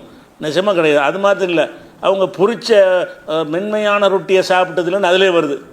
அந்த அந்த ஹதீஸிலே என்ன வருதுன்னு கேட்டால், மேஜையிலையும் சாப்பிட்டதில்லை, அவங்களுக்கு ரொம்ப மெல்லிய மாவு இருக்குல்ல, நைஸாக அரைக்கப்பட்ட மாவில் அவங்களுக்கு ரொட்டி சாப்பிட்டதே இல்லைன்னு வருது. அப்போ சாப்பிட்லாமான்னு என்ன சொல்லுவீங்க? நம்ம சாப்பிட்ற ரொட்டிலாம் எப்படி இருக்குது? மேலோட்டமாக அரைச்சி சாப்பிட்றோமா, பட்டு மாதிரி அரைச்சி சாப்பிட்றோமா? அந்த காலத்தில் திருகையில் அவ்வளோதான் அரைக்க முடியும். கை நாள் அரைக்கக்கூடிய திருகையில் சும்மா மேலோட்டமாக ரவா மாதிரி தான் மாவு அரைக்க முடியும், பட்டு மாதிரி அரைக்க முடியாது. அதில் தான் ரொட்டி சாப்பிட்ருப்பாங்க. அப்போ ரசூல் ஸல்லல்லாஹு அலைஹி வஸல்லம் அவர்கள் மென்மையான மாவில் தயாரிக்கப்பட்ட ரொட்டி சாப்பிட்றது இல்லைன்னு வந்திருக்குது. இந்த ஹதீஸிலே மேஜையை சொல்கிற அந்த ஹதீஸ் தான் அதுவும் சேர்ந்து வருது. அப்போ அதை நம்ம எப்படி விளங்கிக்கிட்டோம்? அவங்களுக்கு மென்மையான மாவு தயாரிக்கிறக்கூடிய எந்திரங்கள் மிஷின்கள் ஒன்றுமே கிடையாது. அந்த காலத்தில் இப்படி தான் இருக்க முடியும். அவங்களுக்கு அதே நேரத்தில் நம்ம இந்த ஹதீஸ் பிரகாரம் நம்ம என்ன செய்ய மாட்டோம், யாரும் மென்மையான முறையில் ரைஸ் மில்லில் அரைக்கப்பட்ட மாவு அல்லது கடைகளில் விற்கப்படுற மாவுகளை சாப்பிடாதீங்க, திருகையில் போட்டு அரைச்சி மென்மை இல்லாமல் பரபரன்னு இருக்கும்ல, அந்த மாதிரி மாவில் தான் ரொட்டி சொல்லணும் யாராவது சொல்லுவோமா? அது சொல்ல மாட்டோம். அதனால் அந்த மாதிரி விஷயங்களை ரசூல்லா செஞ்சாலும் அது மார்க்கம்ங்கிற அடிப்படையில் செஞ்சதை மட்டும்தான் நம்ம என்ன செய்யணும், எடுத்துக்கணும். மார்க்கம் இல்லாத அவங்க மனிதர் முறையில் அவங்க செஞ்சாங்கன்னு சொன்னால், அவங்களும் செஞ்சு காஃபிரும் செஞ்சாங்கன்னா அவங்க வஹீல செஞ்சது இல்லை. அவங்க நபி அவருக்கு முன்னையும் செஞ்சுருந்தாங்கன்னு சொன்னால் அது வஹீனால் செஞ்சது இல்லைன்னு விளங்கிக்கலாம், அந்த அளவுகளை வச்சு. இப்படிங்கிற ஒரு உசூலை யாவத்தில் எப்பவும் வச்சுக்கிறணும். அதனால் ரசூல்லாவுடைய அந்த ஆடை விஷயங்கள், உணவு விஷயங்கள், அவங்க என்னென்ன சாப்பிட்டாங்க என்பதில் எல்லாம் அதில் மார்க்கம் வராது. ஆனால் ஆர்டர் பண்ணிட்டாங்கன்னு வைங்க, இப்போ வெள்ளி பார்த்துட்டு சாப்பிடாதீர்கள், இப்படி ஆர்டர் வாயினால் உத்தரவு போட்டாங்கன்னா அப்போ மார்க்கமாயிரும். இந்த உலகத்து விஷயத்தில் மேஜையில் நீங்கள் சாப்பிடக்கூடாது அப்படி தடுத்தாங்கன்னு வைங்க, வாயினால் ஆர்டர் பண்ணுறது செயல்முறையில் கடைப்பிடிக்கிறது வேறு.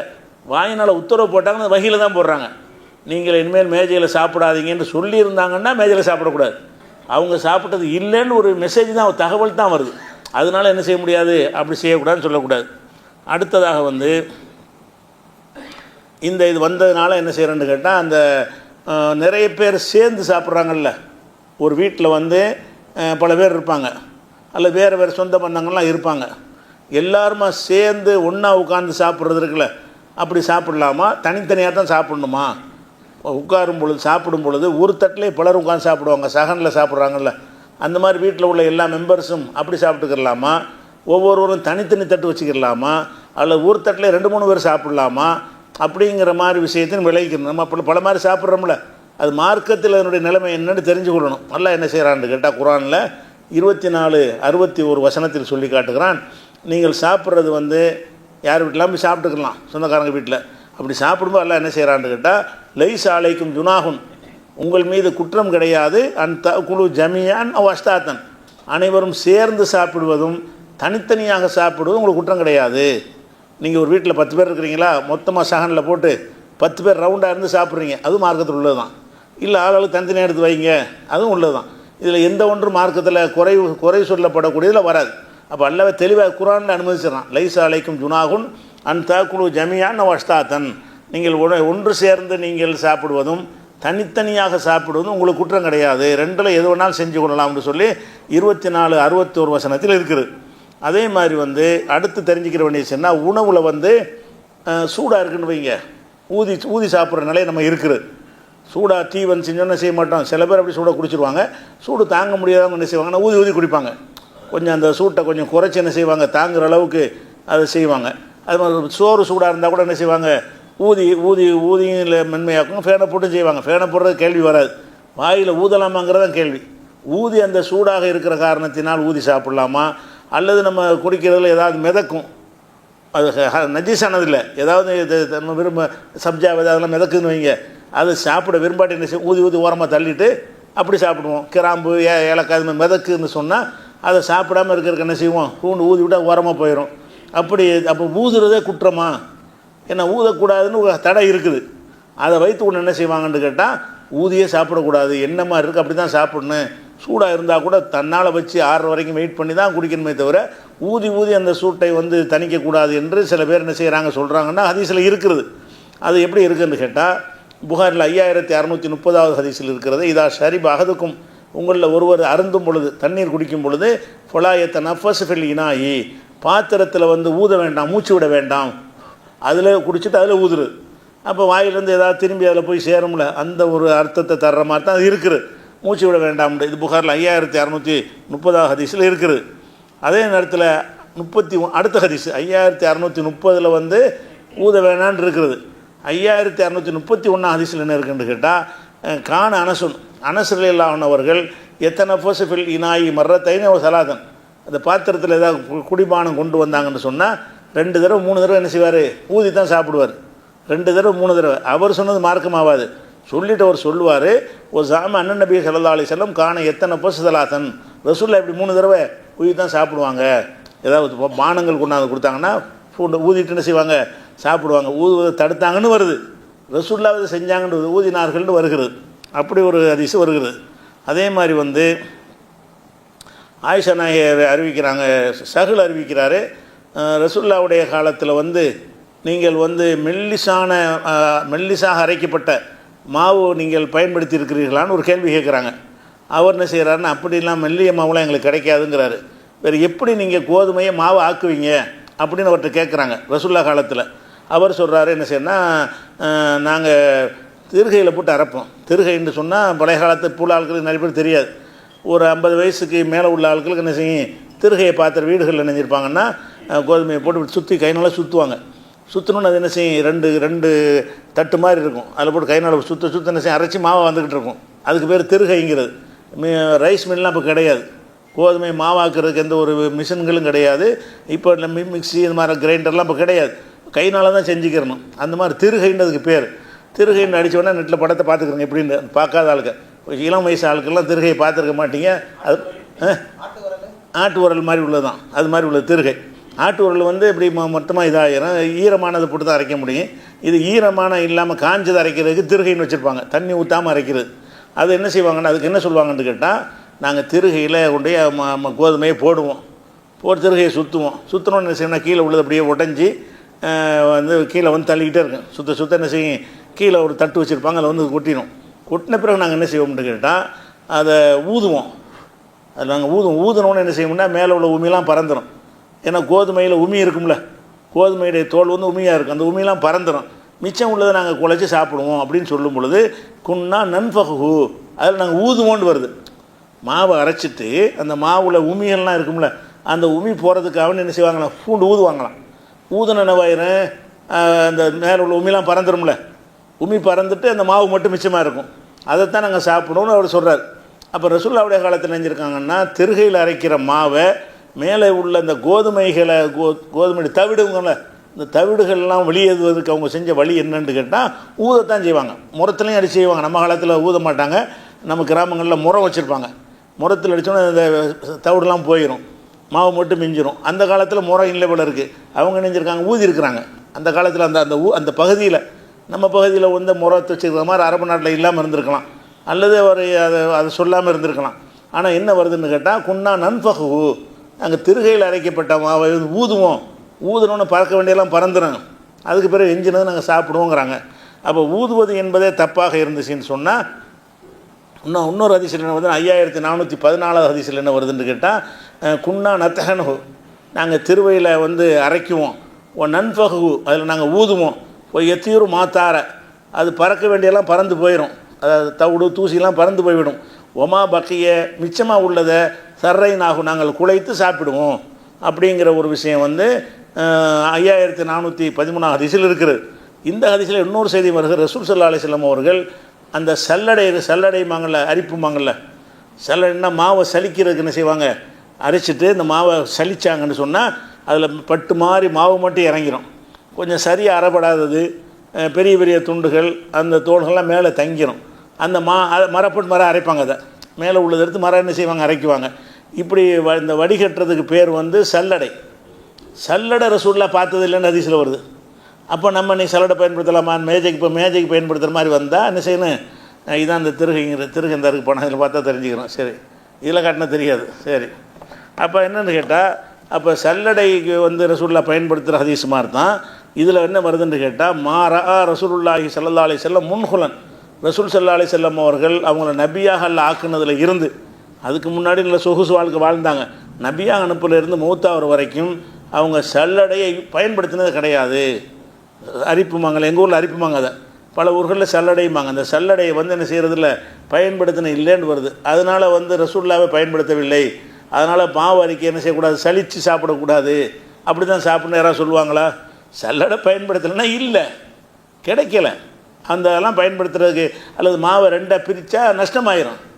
1 கிலோ மாவை வந்து சரி பிரித்து எடுத்துன்னு 1/2 கிலோ தான் மாவு தரும், 1/2 கிலோ உம்மி தவிட மாதிரி போயிடும். அப்படி போகக்கூடாதுங்கிறக்கான எல்லாத்தையும் சாப்பிட்றதுக்காக என்ன செஞ்சுருக்கிறாங்க, சல்லடை யூஸ் பண்ணாமல் இருந்திருப்பாங்க.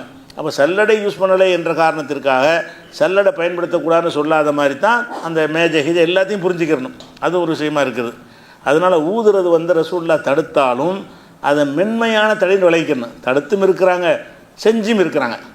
ரசூல் ஸல்லல்லாஹு அலைஹி வஸல்லம் அவர்கள் பாத்திரத்தில் ஊதுவதை தடுத்தும் இருக்கிறாங்க. தடுத்துட்டு அவங்களே செஞ்சாங்கன்னா நம்மளுக்கு கூடும்னு காட்ட தானே செய்வாங்க. முடிஞ்ச அளவுக்கு ஊதாமல் இருங்க, ஊத வேண்டிய தேவை ஏற்பட்டால் ஊதிக்கிறங்க, சும்மா ஊத மாட்டோம்ல. இப்போ தண்ணியை குடிக்கும் யாராவது ஊதவா செய்வீங்க? பச்சை தண்ணி கொண்டு அவங்கள்ட்ட தந்தா பூ கொண்டு ஊதிட குடிப்பீங்க? குடிக்க மாட்டீங்க. டீயை தந்து தான் ஊதுவீங்க, அதில் ஏதாவது தூசி கீசி இருந்தால் தான் ஊதுவீங்க. ஊதுறது ரீசன் இருந்து தானே ஊதுவாங்க. அப்போ ரீசன் இல்லாமல் ஊதுறது தான் தடைன்னு வச்சுக்கணும். தடை ஊதுறதுக்கு தடை என்று சொன்னால் ரீசன் இல்லாமல் ஊதுறது. ரீசன் இருந்தால் ஊதத்தானே வேணும், சூடு போனால் தானே குடிக்க முடியும். நீங்கள் கார வைக்கிற வரைக்கும் காத்திருந்தால் லேட் ஆகுமே, சீக்கிரம் குடிக்கிறதா இருந்தால் ஊதி குடித்தா சீக்கிரம் குடிச்சிடலாம்ல. அதனால் வந்து ஊதி கொடுப்பதற்கு தடை இருக்கிற ஹதீஸை மட்டும் பார்க்குறாங்க. எது தடைன்னு சொல்கிறாங்களோ அடுத்த ஹதீஸில் அனுமதின்னு வருது. புகாரில் எந்த ஹதீஸ் தடைக்கு ஆதாரமாக காட்டுறாங்களோ அடுத்த ஹதீஸை ரசூலுல்லாஹ் ஊதியும் சாப்பிடுவார்கள்னு வருகிறது. அதனால் ரெண்டையும் இணைச்சி நம்ம செய்வதாக இருந்தால் என்றளவு ஊதாமல் இருக்க பார்த்துக்கிறங்க, தேவைப்பட்டால் ஊதிக்கிறங்க, தேவை ஏற்பட்டால் என்ன செய்யுங்க ஊதிக்கிறங்கன்னு தான் அதை எடுத்துக்கிறணும். அடுத்தது என்னென்னு கேட்டால், இப்போ சாப்பிடும்போது இது நம்ம வந்து வழக்கத்தில் இருக்கிறது, வேறு சமுதாயங்கள்லாம் பார்த்து ஆச்சரியப்படக்கூடியது, சில பேர் அருவறுப்பு அடையக்கூடிய ஒரு விஷயம் இருக்குது. என்னென்னு கேட்டால், உங்கள் தண்ணி சாப்பிட்றீங்க, ஒரு ஆள் சாப்பிட்டு மிச்சம் வச்சு அடுத்த ஆள் சாப்பிடுவோம். முஸ்லீமில் மட்டும்தான் செய்வோம். தண்ணிக்கு சாப்பிட்றோம்னு சொன்னால் ஒருவர் சாப்பிட்டு மிச்ச தண்ணி என்ன செய்வோம், அது அடுத்தவங்க சாப்பிடுவாங்க. ஊற்றி குடிக்கிறதுக்கு இல்லை, டம்ளர்லையே ஊற்றி குடித்தா தான் யார் எத்தனை நாள் சாப்பிடுவாங்களே. நம்ம ஒரு 10 பேர் இருக்காங்கன்னு வைங்களேன், ஒருத்தர் குடிச்சிட்டு இன்னொருத்தர் கொடுத்து இன்னொருத்தர் குடிக்கிறான்னு வைங்க, அதே பாத்திரத்தில் அதே தண்ணியில் அவர் வாய் வச்ச தண்ணியை, ஒருவர் வாய் வச்ச தண்ணீரை அடுத்தவர் சாப்பிட்லாமான்னு கேட்டால், கிராமப்புறங்கள்ல எல்லாம் சர்வசாதாரணமாக என்ன செய்வாங்க, எங்கள் ஊரில் எல்லோரும் சாப்பிடுவாங்க, என்ன சாதாரணமாக சாப்பிடுவாங்க, அவர் அருவருப்பாக கருதவே மாட்டார்கள். முஸ்லீம் அல்லாத மக்கள் என்ன செய்வாங்கன்னா அது அருவருப்பாக காட்டுவாங்க, அவங்க ஆள் தொட்டாலே தீட்டுங்கிறாங்களே, அப்படிப்பட்டவங்க ஒருத்தர் வாய் வச்சா என்ன எப்படி சாப்பிடுவாங்க, அவங்க வந்து சாப்பிட மாட்டாங்க. அதனால் என்ன செய்யணும், இப்போ அண்ணாக்கத்தான் குடிக்கணுமாங்க. அதனால் என்ன செய்வாங்கன்னா, முஸ்லீம் அல்லாத மக்கள் தண்ணி குடிக்கிறதா அந்த பொது இடத்துல குடிச்சிங்கன்னா பானையில் வாய் வச்சு குடிக்காத, பானையில் தண்ணி டம்ளர் வச்சுருப்பாங்க, டம்ளரை வாய் வச்சு குடிக்கிறத தடுப்பாங்க. ஏன்னு வாய் வச்சா அடுத்தவன் வைக்கணும்ல, நீங்கள் வாய் வச்ச டம்ளர் இன்னொருத்த வாய் வச்சு குடிக்க வேண்டாம், எச்சில் ஆகுதில்ல, அது எச்சில் படுத்துதல்ன்ற ஒரு கொள்கை எல்லாத்தையும் இருக்குது. இஸ்லாத்தில் இது இருக்காங்கிறத பார்க்கணும். நம்ம இப்போ அண்ணாந்து குடிக்கிற காரணமாக தான் குடிக்கிறாங்க. அண்ணாந்து குடிக்கிறாங்கள தண்ணீரை, பிற சமுதாய மக்கள் என்ன செய்வாங்கன்னா இப்படி தான் குடிப்பாங்க. ஏன் குடிக்கிறாங்கன்னா, வாய் வச்சிட்டோம்னா அடுத்தவனுக்கு வைக்க முடியாதுங்கிறாங்க. இஸ்லாம் என்ன பார்க்குன்னா சகோதரத்துவத்தை பார்க்குது. அப்படி பார்க்காதீங்க, அந்த வெறுத்து ஒதுக்காதீங்க. நீங்கள் வந்து கணவன் மனைவி மத்தியில் மட்டும் அப்படி செஞ்சுக்கலாம் இல்லையா, மனைவி குடித்ததை நீங்கள் குடிக்கிறீங்க, நீங்கள் குடித்ததை மனைவி குடிக்கிறாங்கன்னு அது ஒரு பிரச்சனை இல்லை தானே, மனசு ஒப்பி கொண்டால் எல்லாம் சரி தானே. அந்த மாதிரி சகோதரர் முஸ்லீமுக்கு ஒப்பிட்டு போங்க, அப்படிங்கிறதான் இஸ்லாத்தின் நிலைப்பாடு. அதுக்கு என்ன ஆதாரம்னு கேட்டால், ஆயிஷா நாய் சொல்கிறாங்க, நான் வந்து மாதவிடாய் இருக்கிற நேரத்தில் வந்து நான் தண்ணீரை குடிச்சிட்டு அந்த டம்ளரை ரசூல்லாவுக்கு மீதி தண்ணியை குடிப்பேன். நான் எந்த இடத்துல வாய் வச்சு குடிச்சேனோ அதே இடத்துல ரசூல்லா வாய் வச்சு அவங்களும் என்ன செய்வாங்க, குடிப்பாங்க. அது மாதிரி இந்த இறைச்சி அந்த ஒரு கடிச்சிட்டு என்ன செய்வேன், அவங்கள்ட்ட நான் கொடுப்பேன். நான் கடித்த இடத்துல அவங்க என்ன செய்வாங்க, மறுபடியும் கடித்து சாப்பிடுவாங்க அப்படின்னு சொல்லிவிட்டு, இது முஸ்லீமில் வரக்கூடிய ஹதீஸில் இருக்குது. கணவன் மனைவிக்கு மத்தியில் இப்போ கணவன் சாப்பிட்டு கடித்தது, மனைவி சாப்பிட்டு கடித்ததை அதே இடத்துல கணவன் சாப்பிட்றாரு. சாப்பிட்டா எச்சில் படுறது தானே, எச்சில் ஆக்கிட்டாங்களே. ஒருத்தர் சாப்பிட்டாங்கன்னா அந்த எச்சில் படுத்திட்டாங்கன்னு சொல்லுவாங்க. அடுத்தவரை சாப்பிட்றது கூடாதுங்கிற மாதிரி ஒரு கொள்கை அதிகமான மக்கள்கிட்ட இருக்கிறது. இஸ்லாம் அதை பார்க்கல. இது கணவன் மனைவிக்கு உள்ளதுன்னு சிலர் என்ன செய்வாங்க, பிரித்து சொல்லுவாங்க. கணவன் மனைவி இல்லாதவர்களுக்கும் இது இருக்குங்கிறது ஆதாரம் இருக்குது. இது கணவன் மனைவிக்கு உள்ளதுக்கு இது ஆதாரம். ஆனால் கணவன் மனைவிக்கு அப்படி செய்யத்தான் செய்கிறாங்க. கணவன் மனைவிக்கு மத்தியில் வந்து கணவன் குடித்ததை மனைவி குடிப்பதும், மனைவி குடித்ததை கணவன் குடிப்பதும் வந்து எல்லா சமூகங்கள்லையும் இருக்கிறதா தான் நினைக்கிறேன். வேறு சமுதாயங்களையும் இருக்கும்னு நினைக்கிறேன். வேறு மக்கள்கிட்ட தான் என்ன செய்கிறாங்க, இந்த எச்சில் படுதல் என்பதை ஒரு தவறாக கருதுகிறார்கள். அப்படிங்கிறதுனால இன்னொரு ஹதீஸை பார்த்தோம்னு சொன்னால், ரசூல்லா என்ன செய்கிறாங்க, நான் ஒரு கனவு கண்டேன். ரசூல்லா சொல்கிறாங்க, அந்த கனவுல என்ன செய்யறேன்னா, ஒரு பால் ஒரு கோலையில் என்ன செய்கிறாங்க, பால் எனக்கு கொண்டாந்து கனவுல தர்றாங்க, பால் பாத்திரத்தில் தர்றாங்க. நான் வந்து தாகம் தீர்ற அளவுக்கு நான் அதை குடித்தேன். குடிச்சிட்டு மீதி உள்ளதை என்ன செஞ்சேன்றா உமருக்கு கொடுத்தேன். அதை உமர் குடித்தார் அப்படின்னு இருக்கிறது. அப்போ கேட்பாங்க, உமர் கேட்பார், இது சஹபால் கேட்பாங்க, இதுக்கு என்ன அர்த்தம், இந்த கனவுக்கு என்ன விளக்கம் அப்படின்னு கேட்பாங்க. ரசூல்லா சொல்லுவாங்க, பாலுன்னா பால் கிடையாது, கனவுல பார்க்குறது தானே கல்வின்ற அர்த்தம். எனக்கு எல்லாம் கல்வியை தந்தால் அந்த கல்வியில் அவருக்கு நான் என்ன செஞ்சேன், உமருக்கு நான் கற்றுக் கொடுத்துருக்குறேங்கிற ஒரு அர்த்தம். நமக்கு பாயிண்ட் என்னென்னு கேட்டால், ரசூல்லா குடித்த ஒரு மிச்சத்தை வந்து உமருக்கு கொடுத்தாருன்னு கனவுல வருது. நபிமாருடைய கனவு வந்து தப்பானது கனவுல வராது. அந்த அடிப்படையில் ரசூல்லா குடித்த அதை வந்து என்ன செய்யிருக்காங்க, மிச்சத்தை ஒரு ஆள் உமருக்கு கொடுத்துருக்குறாங்கங்கிற வகையில் இந்த எச்சில் படுதல் கிடையாதுன்னு வழங்கலாம். சரி, அது கனவு அல்லது நபிங்கிறதுக்காக உள்ள சிறப்பு அப்படின்னு எடுத்துக்கொண்டோமே. ஆனால் பொதுவாகவும் ரசூல்லா என்ன செஞ்சுருக்காங்கன்னு கேட்டால் அதுக்கு ஒரு விஷய ஆதாரம் இருக்குது. எப்படி இருக்குன்னு கேட்டால், ரசூல்லாவுக்கு என்ன செய்கிறாங்கன்னா, ஒரு பாத்திரத்தில் பால் கொண்டு வர்றாங்க. பால் கொண்டு வந்தவுடனே ரசூல்லா என்ன செய்கிறாங்கன்னு கேட்டால் அதை வந்து அவங்க குடிக்கிறாங்க. குடித்த உடனே நிறைய பேர் உட்காந்துருக்குறாங்க. அபூபக்கர், உமர் எல்லாம் மாதிரி சஹாபாக்கள்லாம் இருக்கிறாங்க. அப்போ அபூபக்கர் வந்து ரசூல்லாவுடைய இடது பக்கம் இருக்கிறார்.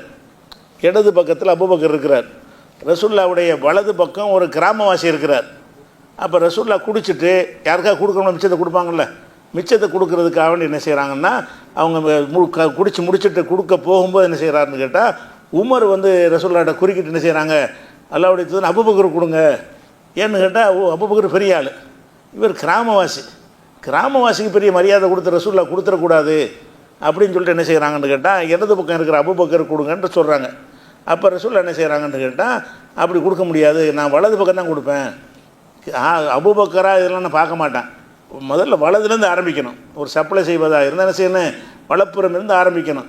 வலப்புறத்தில் கிராமவாசி இருக்கிறார், இடப்புறத்தில் அபூபக்கர், அவர் கடைசியாக தான் சுற்றிட்டு வரும்.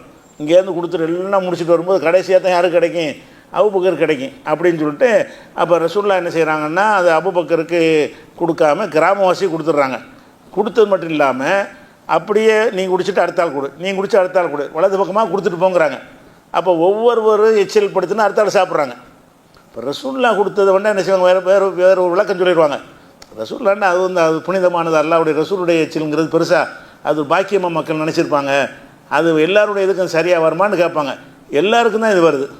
ரசூல்லா என்ன செய்கிறாங்கன்னா, அவங்க குடித்த மிச்சத்தை வந்து இடது பக்கம் ஒரு ஆள்கிட்ட கொடுத்துட்டு என்ன செய்கிறாங்கன்னா, அல் ஐமன் ஃபுல் ஐமன், இப்படி வலதாக கொடுத்துட்டு போங்கங்கிறாங்க. அப்போ இந்த கிராமவாசி கொடுத்தது அடுத்தாட்ட கொடுப்பார், கிராமவாசி வாய் வச்சு குடித்தது அடுத்தாட்ட கொடுப்பார், அவர் வாய் வச்சு குடித்தது அடுத்தாட்ட கொடுப்பார். இப்படியே வலதுன்னு போய்கிட்டே இருக்கணுங்கிறாங்க. கடைசி அபூபக்கர் வரைக்கும் 100 பேர் வாய் வச்சுருப்பாங்க. அப்போ ஒரு பாத்திரத்தில் வாய் வைத்து ஒருத்தர் குடித்த காரணத்தினால் அதை நம்ம எச்சில் வந்து தவிர்க்க தேவையில்லை. எச்சில் போட்டு துப்புறதுங்கிற விஷயம் வேறு. இதை வந்து நம்ம சமத்துவம் சகோதரத்துவம் வருவதற்கு இஸ்லாம் என்ன பண்ணுதுன்னா, அப்படி பிரித்து பார்க்காதீங்க. அது ஒரு சகஜமாக எடுத்துக்கிட்டீங்கன்னா அந்த தீண்டாமையெல்லாம் ஒழிஞ்சு போயிடும். நம்மள்ட்ட தீண்டாமையெல்லாம் இல்லாமல் இருக்கிறது கூட முக்கிய காரணம் என்ன, அவர் வாய் வச்சது அவர் எச்சில் படுத்து நம்ம சாப்பிட்றோம், நம்ம எச்சில் படுத்து அவர் சாப்பிட்றாருன்னா இப்போ தொடாத விடாதுன்னு எப்படி வரும், இந்த மார்க்கத்தில் வராது தானே, ஒரு நன்மையை தானே தருது. அதனால் இந்த அப்படியான சமுதாயத்தை ரசூலில் உருவாக்குனாங்க. அதனால் வந்து ஒருவர் வாய் வைத்து, அதாவது வாய் வைத்து நம்ம சொல்கிறோம், மற்ற மதத்தினர் பாஷையில் சொல்லுவாங்க எச்சில் படுத்துனுமாங்க. நம்ம வந்து வாய் வைத்ததுன்னு சொல்லுவோம், அதான் அதுக்கு சரியான சொல்லு. ஆனால் நடைமுறையில் சொல்லுவாங்கன்னா எச்சில் படுத்தினது. ஒருவர் எச்சில் படுத்தியதை அடுத்தவர் சாப்பிடலாமா அப்படின்னு கேட்டால் கூடாதுமாங்க. யாரை கேட்டாலும், விஞ்ஞானிகள்கிட்ட கேட்டாலும் கூடாதுமாங்க. விஞ்ஞானிகள்கிட்ட கேட்டால் என்ன செய்வாங்க, அது எப்படி வாயில் என்னென்னலாம் இருந்திருக்கும், நீ போய் குடிச்சிட்டு அடுத்த ஆள் குடிச்சுன்னா அதில் என்னென்ன கலந்துருக்குமாங்க. அதெல்லாம் சரிதான். நீங்கள் விஞ்ஞானத்தினால் வரக்கூடியதை விட அதனால் கிடைக்கிற நன்மையை அடிப்படையாக கொண்டு இஸ்லாம் என்ன செய்ய அதை அலோவ் பண்ணுது. அதில் சிலதுகள் இருக்கலாம், ஒரு மனுஷனுடைய இதுகளில் உள்ளது அதில் இறங்கியிருக்கலாம். என்ன தான் இறங்கி இருந்தாலும் அவனுக்கு நோய் எதிர்ப்பு சக்தி இருந்துச்சுன்னு சொன்னால் ஒன்றும் பாதிக்காது.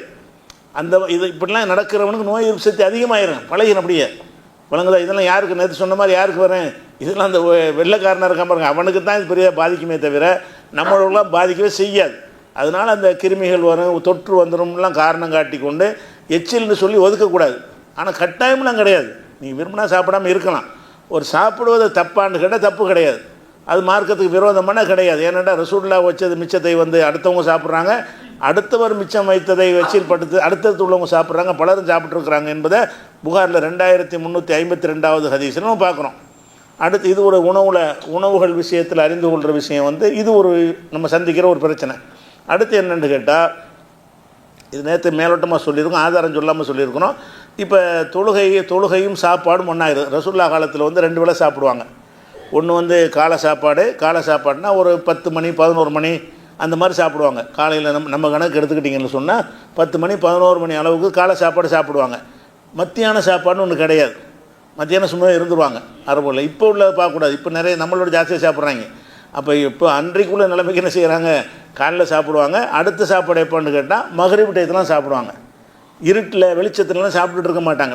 அந்த வெளிச்சத்துலாம் கஷ்டம், அது ராத்திரி என்ன படுத்து தூங்கிட வேண்டியதான். சமையல் அதெல்லாம் கஷ்டமாக இருக்குங்கிறதுனால மகரிபுக்கு முன்னாடி என்ன செஞ்சுருவாங்க, மாலை சாப்பாடை சாப்பிட்ருவாங்க. 2 வேளை உணவு தான். ஒன்று அது போக பார்க்கும் பொழுது அந்த ஒரு 12 மணி நேரம் டைம் வரை கிடைக்குது பாருங்கள். நம்ம சாப்பிட்ற சாப்பாட்டில் வந்து குடலுக்கு நம்ம கஷ்டம் கொடுப்போம்.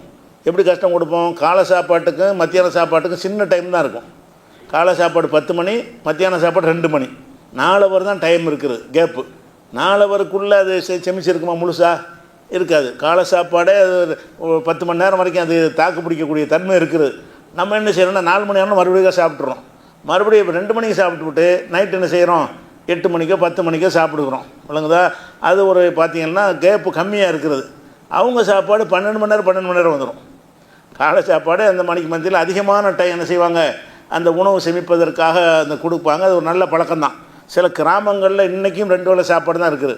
விவசாயிகள் இருக்கிறாங்களே, விவசாயிகள் வசிக்கக்கூடிய கிராமங்களில் பார்த்திங்கன்னா அவங்க நாட்டுக்கு வயலுக்கு இப்போ போயிடுவாங்க, கஞ்சியை குடிச்சிட்டு போயிடுவாங்க. ராத்திரிக்கு வந்து தான் வேலையை முடிச்சுட்டு வந்து தான் சமையலுக்குரிய பொருள்களை வாங்கிட்டு போய் அவங்க சமைச்சு சாப்பிடுவாங்க. 2 வேளை சாப்பிட்றதுங்கிற ஒரு தப்புன்னு கிடையாது.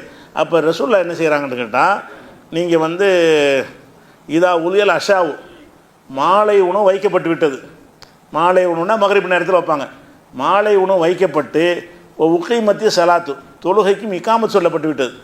மாலை உணவு கொண்டாந்து என்ன செய்கிறாங்க, சாயந்தரத்தில் உணவு உங்களுக்கு வைக்கிறாங்க. 6 மணிக்கு மகரிப்புன்னா ஒரு 5:30 வச்சாங்கன்னா நீங்கள் சாப்பிட்டு தொழுகைக்கு போயிடலாம். கரெக்டாக இந்த காமஸ் ஒரு டயத்தில் கொண்டாந்து என்ன செய்கிறாங்க, சாப்பாடு வீட்டில் வைக்கிறாங்க. அல்லது உங்களுக்கு பசிக்குன்னு வைக்க சொல்லிட்டீங்க. அப்படி வந்தால் ஃபபுது பில்லாஷா, நீங்கள் வந்து மாலை உணவுக்கு முதலிடம் கொடுங்கள். இக்காமஸ்னா சொல்லிட்டு போகிறாங்க, நீங்கள் சாப்பாட்டுக்கு முதலிடம் கொடுங்கங்கிறாங்க. சாப்பாடு வச்சுட்டாங்கன்னு சொன்னால் பாங்க சொல்லி இக்காமஸ் கேட்கும், பக்கத்தில் பள்ளிவாசம் இருக்கும், கேட்டாலும் நம்ம சாப்பிட்டு தான் வேணும். ஏன்னு கேட்டால் நம்ம போய் அங்கே போனோம்னா மனசுலாம் இங்கே உட்காந்துருக்கும், உடம்பு தான் அங்கே போகுமே தவிர சாப்பாடு நாட்டமாக இருக்கும்போது பள்ளிவாசல் போனீங்கன்னு வைங்களேன், நீங்கள் தொழுவா செய்வீங்க, வச்சு சாப்பாடு எவனும் தின்றுப்பாங்களா, மிச்சம் வச்சுருப்பாங்களா, என்ன இப்படி தான் போயிட்டுருக்குமே தவிர நம்ம ஈடுபாடாக தொழுகையில் ஈடுபட முடியாது. அதனால ரசூலுல்லாஹ் என்ன செய்கிறாங்கன்னு கேட்டால், இதா உலியல் அஷாவு, மாலை நேர உணவு வைக்கப்பட்டு உக்கைமத்து சலாத்து, தொழுகை இக்காம சொல்லப்பட்டது என்று சொன்னால் ஃபபுதோ பில்லாஷா, மாலை உணவுக்கு முதலிடம் கொடுங்கள். அப்படின்னா என்ன அர்த்தம்னா, சாப்பிட்டு தொலைப்போங்க, ஜமாத்து கிடைக்கட்டாலும் பரவாயில்லைன்னு அர்த்தம். இக்காம சொல்லி ஜமாத்து கிடைக்கலன்னு சொன்னால் நீங்கள் போய் 4 பேர் சேர்ந்து ஜமாத்து தொழுதுக்குறங்க. ஜமாத்து இல்லைன்னா தனியாக தொழுதுட்டு போங்க. அது அந்த தொழுகை ஜமாத் தொழுகைக்கு விட எது முக்கியத்துவம் கொடுக்குறாங்க, பசி. மனிதன் பசிக்கு சாப்பிட்றான். அப்போ நோம்புல இதை கடைப்பிடிக்க மாட்டேங்கிறாங்க. நோம்புல என்ன செய்கிறாங்க, ஒரு பேரிச்சம்பளத்தை திண்டு ஓடி போயிடுறாங்க. பேரிச்சம்பளத்தை மட்டும் திங்கிறாங்க, காம சொல்லிடுவாங்க. அந்த கஞ்சி எப்படி இருக்கும், அவர் தொழுதுகிட்டு கஞ்சியில் தான் நப்சுபுரம் நஞ்சில் இருந்துக்கிட்டு இருக்கோம். உனக்கு தான் அவர் தொழுவ மாட்டார், அந்த நப்சுபுரம் கஞ்சியில் இருந்துக்கிட்டு இருக்கேன், தொழுது முடிச்சுட்டு வந்து செய்வார். இது எதுக்கு உனக்கு மார்க்கத்தை அப்படி இருக்கா, நீ நோம்பில் பசியாக இருந்திருக்கிற, அந்த நோன்பு திறந்தவொன்னே வயிற்றுக்கு உடம்பு கேட்கும், பச்சை தண்ணி கூட குடிக்காமல் இருந்திருக்கிறீங்க. அப்போ சாப்பிட்ணுங்கிற ஒரு நாட்டம் இருக்கும் பொழுது அந்த நாட்டத்தை நிறைவு செய்யாமல் நீங்கள் இப்போ தொழுகையில் நின்றா அது எப்படி சரியாக வரேன்? அப்படி கஷ்டம் இஸ்லாம் தரலை. அதனால் என்ன பண்ணுறாங்க, இதா உலியல் அஷாவு ஒகீமத்தி சலாத்து, தொழுகைக்காமல் சொல்லப்பட்ட நேரத்தில் உங்களுக்கு சாப்பாடு வைக்கப்பட்டு விட்டது என்று சொன்னால் ஃபபுதோ பில் அஷா, சாப்பாட்டுக்கு முதலிடம் கொடுங்கள். இது புகாரில் 671வது ஹதீஸு, 673வது ஹதீஸு, 5463வது ஹதீஸு, 5465 ஹதீஸில் இருக்குது. இதில் 674வது ஹதீஸில் என்ன வருதுன்னு கேட்டால், இதா கான அகதுக்கும் அல்ல தாமி, உங்களில் ஒரு ஆள் சாப்பிட்டு கொண்டு இருக்கிறார். இது காலை உணவு மாலை உணவுன்றலாம் கிடையாது, அது காலை மாலை உணவுன்னு மட்டும் வருது. இப்போ நீங்கள் சாப்பிட்டுக்கிட்டு இருக்கிறீங்க, இப்போ பகல் சாப்பாடே சாப்பிட்றீங்க. சாப்பிட்டு இருக்கும் பொழுது ஃபொலா யஜல் ஹத்தா எக்லிய ஹாஜத்தும்னு, சாப்பாட்டு வேலையை முழுமையாக சாப்பிட்டு முடிக்கும் வரை அவசரப்பட வேண்டாம். ஒயின் உகைமத்தி சலாத், தொழுகை இக்காமல் சொல்லப்பட்டாலும் சரி. இப்போ மத்தியான நேரம் நம்ம மத்தியானம் சாப்பாடு கொண்டாந்து வைக்கிறாங்க, லோகருக்கு இக்காமல் சொல்லியாச்சு. அந்த ஹதீஸில் மாலை உணவு மட்டும்தானே வருது, இந்த ஹதீஸில் உணவுண்டு வருது. எந்த உணவு இருந்தாலும் சரி, உணவு உங்களுக்கு உணவில் உட்கார்ந்து விட்டீர்கள் என்று சொன்னார், அது காலை உணவாக இருக்கட்டும், மாலை உணவாக இருக்கட்டும், ராத்திரி உணவாக இருக்கட்டும், சகரில் உள்ள உணவாக இருக்கட்டும், எந்த உணவு வேணாலும் வந்துட்டு போகுது. உணவில் நீங்கள் உட்கார்ந்துட்டீங்க என்று சொன்னால் அதை பூர்த்தியாக்குற வரை, அந்த தேவையை பூர்த்தி செய்யும் வரை, அது நன்கு வயிறு நிறைய சாப்பிட்ற வரைக்கும் அவசரப்பட்டு நீங்கள் எந்திரிச்சிடாதீங்க. ஒயின் உகைமத்தி சலாத்து, தொழுகை இக்காமல் சொல்லப்பட்டாலும் சரி தான், நீங்கள் அதை கண்டுக்கிறாமல் நீங்கள் என்ன செய்யுங்க, சாப்பிட்டு முடிச்சுட்டு தொழுவ போங்க. ஜமாத்து கிடைச்சா கிடைக்கணும், இல்லைன்னா 2 பேரும் சேர்த்துக்கிட்டு ஜமாத்து தொழுங்க, இல்லை தனியாக கூட தொழுதுக்கிறங்க. அப்போ சாப்பாட்டுக்கு ஃபஸ்ட்டு இடம் கொடுங்கன்ற சொல்ல என்ன செய்கிறாங்க சொல்கிறாங்க. இது புகாரில் 674வது ஹதீஸில் இருக்குது. அடுத்து என்ன செய்வாங்கன்னா, இந்த சாப்பாடு விஷயத்தில் முக்கியமாக அறிந்து கொண்ட விஷயம் என்னன்னு கேட்டால், அதிகமான வீடுகளுக்கு நம்ம போயிருக்கிறோம். இப்போ சாப்பிட போகும்போது போனோம்னா முதல்ல என்ன செய்வாங்கன்னா, சின்ன ஒரு தட்டில் உப்பு கொண்டாந்து வைப்பாங்க. சின்ன ஒரு கப்பில் என்ன செய்வாங்க, உப்பு இருக்குல்ல, கல் உப்பு, அதை கொண்டாந்து வைப்பாங்க. என்னத்துக்கு வைக்கணும்னு கேட்டால், உப்பு கொண்டு ஆரம்பிக்கணும், சாப்பிட்றதுக்கு முன்னாடி உப்பு முதல்ல சாப்பிடணும். இது ஒரு சுண்ணத்து. உப்பு சாப்பிட்ற என்னவா சுண்ணத்து, ரசூலுல்லாஹ் ரொம்ப வலியுறுத்தி இருக்கிறாங்க. ஃபஸ்ட்டு நம்ம உப்பை சாப்பிட்டு தான் மற்றது சாப்பிடணுமா. அதுக்காக என்ன செய்வாங்கன்னா, சாப்பாட்டுக்கு நிறைய விட நான் போயிருக்கும்போது நானே அதை பார்த்துருக்குறேன். முன்னாடி கூட உப்பு வச்சுருவாங்க சின்ன கிண்ணத்தில். எதுக்கு வைக்கிறாங்கன்னு நம்ம தெரியாமல் கேட்டோம்னா சுண்ணத்து வச்சுருக்கோம்பாங்க. அதெல்லாம் சுண்ணத்துலாம் கிடையாதுன்னு சொன்னாலும் இப்போ விலைக்கு சொல்ல வேண்டியிருக்கும். அப்போ இது நிறைய நடைமுறை நிறைய பேர் இருக்குது, நிறைய நம்பிக்கை இருக்குது. சில முகநூலில் கூட அந்த மாதிரி பதிவுகள்லாம் வருகிறது. எப்படி உப்பை முதல் உணவாக உப்பை எடுத்துக்கொள்ளுங்கள், அது பல நோய்களுக்கு நிவாரணம் என்று ரசூலுல்லாஹ் சொன்னார்கள். இவன் உப்பு தான் எல்லா நோயும் காரணம்ங்கிறாங்க இவங்க. இவன் சொன்னால் உப்பு எல்லா நோய்க்கு நிவாரணம்னு சொல்லி ரசூலுல்லாஹ் சொன்னார்கள்லாம் என்ன செய்கிறாங்கன்னா, உப்பை பற்றி அப்படி சில ஹதீஸ்களை சொல்கிறார்கள். அந்த ஹதீஸ் இருக்கான்னு கேட்டால் இருக்குது. எப்படி இருக்குன்னு கேட்டால், செய்து இதாமிக்கும் அல் மில்ஹு, உங்களுடைய குழம்பு இருக்குல்ல, அதில் சிறந்த அதுக்கு தலைவர் உப்பு தான். குழம்பு தொட்டுக்கிறதுக்கு உள்ளது இருக்குல்ல, அதில் என்னத்தை நீங்கள் தொட்டுக்கிட்டாலும் உப்புக்கு நிகராக வராதுங்கிறாங்க. செய்யுது இதாமிக்கும் அல் மில்ஹு, உங்களுடைய குழம்புகளுக்கு தலைமை தாங்குவது உப்பு தான்ங்கிறாங்க. அது உப்புக்கு ஒரு முக்கியத்துவம் கொடுக்குறாங்க. அது உப்பில்லா பண்ண குப்பையில் நம்ம சொல்கிறோம்ல, அந்த மாதிரி உள்ள பழமொழியில் வருது. இந்த ஹதீஸ் இப்னு மாஜாவில், தபரானியுடைய அவுசத்தில், முஸ்னத் அபு யாலாவில், முஸ்னது ஷிஹாபில், தாரிக் திமிஷ்கில், மோஜம இப்னுல் ஆராபில், ஷோபுல் ஈமானில், இந்த நூல்களில் எல்லாம் இந்த ஹதீஸ் இருக்கிறது. இந்த ஹதீஸ் இருந்தாலும் இதனுடைய அறிவிப்பாளராக ஈசபுன் அபி ஈசா என்பவர் வர்றார். ஈசபுன் அபி ஈசா என்பவர் ஒரு பலவீனமான ஒரு ஆள். அதனால் அதுக்கு அப்படிலாம் முக்கியத்துவம் கொடுத்து சொல்லப்படலை. இன்னொரு ஹதீஸ் என்ன வருதுன்னு கேட்டால், அதாவது ரசூலுல்லாஹ் சொன்னதாக வருகிறது, நீ இதை அக்கல்த்த, நீ சாப்பிட்டாயானால் ஃபபுத பில் மில்ஹி, முதல்ல உப்பு கொண்டு ஆரம்பி, வக்தும் பில் மில்ஹி, கடைசிலேயே உப்பு சாப்பிட்டுக்கிறணுமா. முதல்ல உப்புக்கள் போட்டுக்கிறேன்னு சாப்பிடலாம், முடிச்சு என்ன செய்யணும், ஒரு உப்புக்களை வாயில் போட்டுக்கிறங்க. ஏனென்றால் இன்ன ஃபில் மில்ஹி ஷிஃபாவுன் மின் சபையின தான், 70 நோய்க்கு அதில் நிவாரணம் இருக்குது. ரசூலுல்லாஹ் சொன்னது ஹதீஸு, பொய்யான ஹதீஸு. 70 நோய்க்கு என்ன செய்கிறது, அது நிவாரணத்தை தரும். அவ்வளவுகள் ஜுதாமும், அது முதலாவது 70ல் முதலாவது குஷ்டம் வராது, 2வது ஜூன் பைத்தியம் வராது, ஒரு பரசுனா வெண்குஷ்டம், வெள்ளையாக இருக்கும்ல தோடலாம், அந்த குஷ்டம் வராது. வஜூல் அல்ராசு பல்லு வலி வராது, வஜூல் ஹல்கி தொண்டை வலி வராது, வஜூல் பசரி கண்ணு வலி வராது. இது மாதிரி 70 நோய் விவரமாக சொல்லி வருது. ஒரு 5 நோயை சொல்லிவிட்டு இது மாதிரி 70 நோய்களுக்கு நிவாரணம் அப்படின்ற ரசூலுல்லாஹ் சொன்னாங்கன்னு வருகிறது. இதை வச்சுக்கிட்டு என்ன செய்கிறாங்கன்னா, இது எதுங்க வருதுன்னு கேட்டால், இது முஸ்னதுல் ஹாரிஸுங்கிற ஒரு நூலில் வந்திருக்கிறது.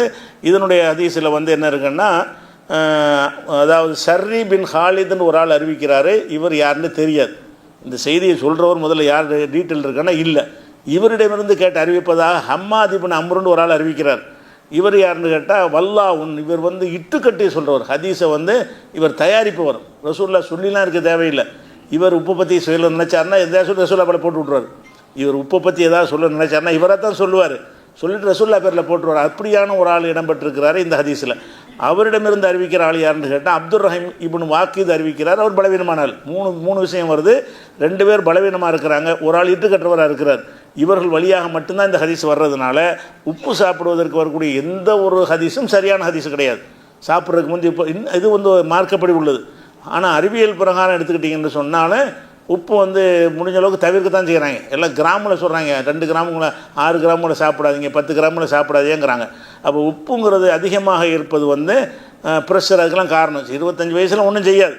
25 வயசு வரைக்கும் உள்ள ஆட்களுக்கு உப்பு அள்ளிப்படுத்தினாலும் ஒன்றும் செய்யாது. ஆனால் அந்த வயசு தாண்டிடுச்சின்னு சொன்னால் உப்புகளை வந்து குறைங்கம்பாங்க. முதல்ல என்ன செய்வாங்க, உப்பு குறைங்கன்னு ஃபஸ்ட்டு வேலையை சொல்லிடுவாங்க டாக்டர்கிட்ட போனீங்கன்னா. அப்போ இது 70 நோய்க்கு நிவாரணம் உள்ளதை அப்படி தவிர்க்க சொல்லுவாங்க. 70 நோய்க்கு நிவாரணம் என்பதும் பொய்யாக இருக்கிறது. 2வது இட்டுக்கட்டுற ஆள் தான் இதை சொல்கிறாரு. ரசூல்லா பேரில் இட்டுக்கட்டு அடித்து விடுவோம் அப்படின்னு சொல்லப்பட்ட ஹதீஸ் தானே தவிர சாப்பாட்டிற்கு முந்தி உப்பு வைக்க வேண்டும் என்று எந்த ஒரு இதுவும் கிடையாது. அது சுண்ணத்துன்னு வச்சாங்கன்னா குற்றமாக வர போயிடும். அவங்க எதாவது வழக்கத்தில் எங்களுக்கு டேஸ்ட் உப்பு போட்டால் நான் அது உமிழ்நீர் ஊருண்டு அப்படி ஏதாவது காரணம் சொன்னாங்கன்னா அது குற்றத்தில் வராது. இது சுண்ணத்து, உப்பு தான் முதல்ல சாப்பிடணும், அது நபி வழின்னு சொன்னாங்கன்னா பாவியாக போயிடுவாங்க. அல்லாஹ் ரசூல் இட்டுக்கட்டுற விஷயமா ஆயிரும். அதனால் சுண்ணத்துலாம் கிடையாது. நீங்கள் விரும்பினா உப்பு வேண்டாம்னு வச்சுக்கிறீங்க, புளியங்காய் வேணால் எதை வேணாலும் முன்னாடி சாப்பிடுங்க, அதில் என்ன இருக்குது, சர்ப்பு தடை ஒன்றும் கிடையாது. அதுதான் சுண்ணத்து, அதான் வழிமுறைன்னு நீங்கள் மார்க்கமாக்குனீங்கன்னா என்ன ஆயிரும், குற்றமாயிரும். இது அல்லாத வந்து சாப்பிட்டுட்டு இடையில தண்ணி குடிக்க வேண்டியது, குடிக்கலாமன்னா குடிக்காது, தண்ணி இடையில குடிக்கக்கூடாது, இப்படியான நிறைய விஷயங்கள்லாம் சொல்லுவாங்க. அதை விட்டு நாளைக்கு பார்ப்போம் இன்ஷா அல்லாஹ்.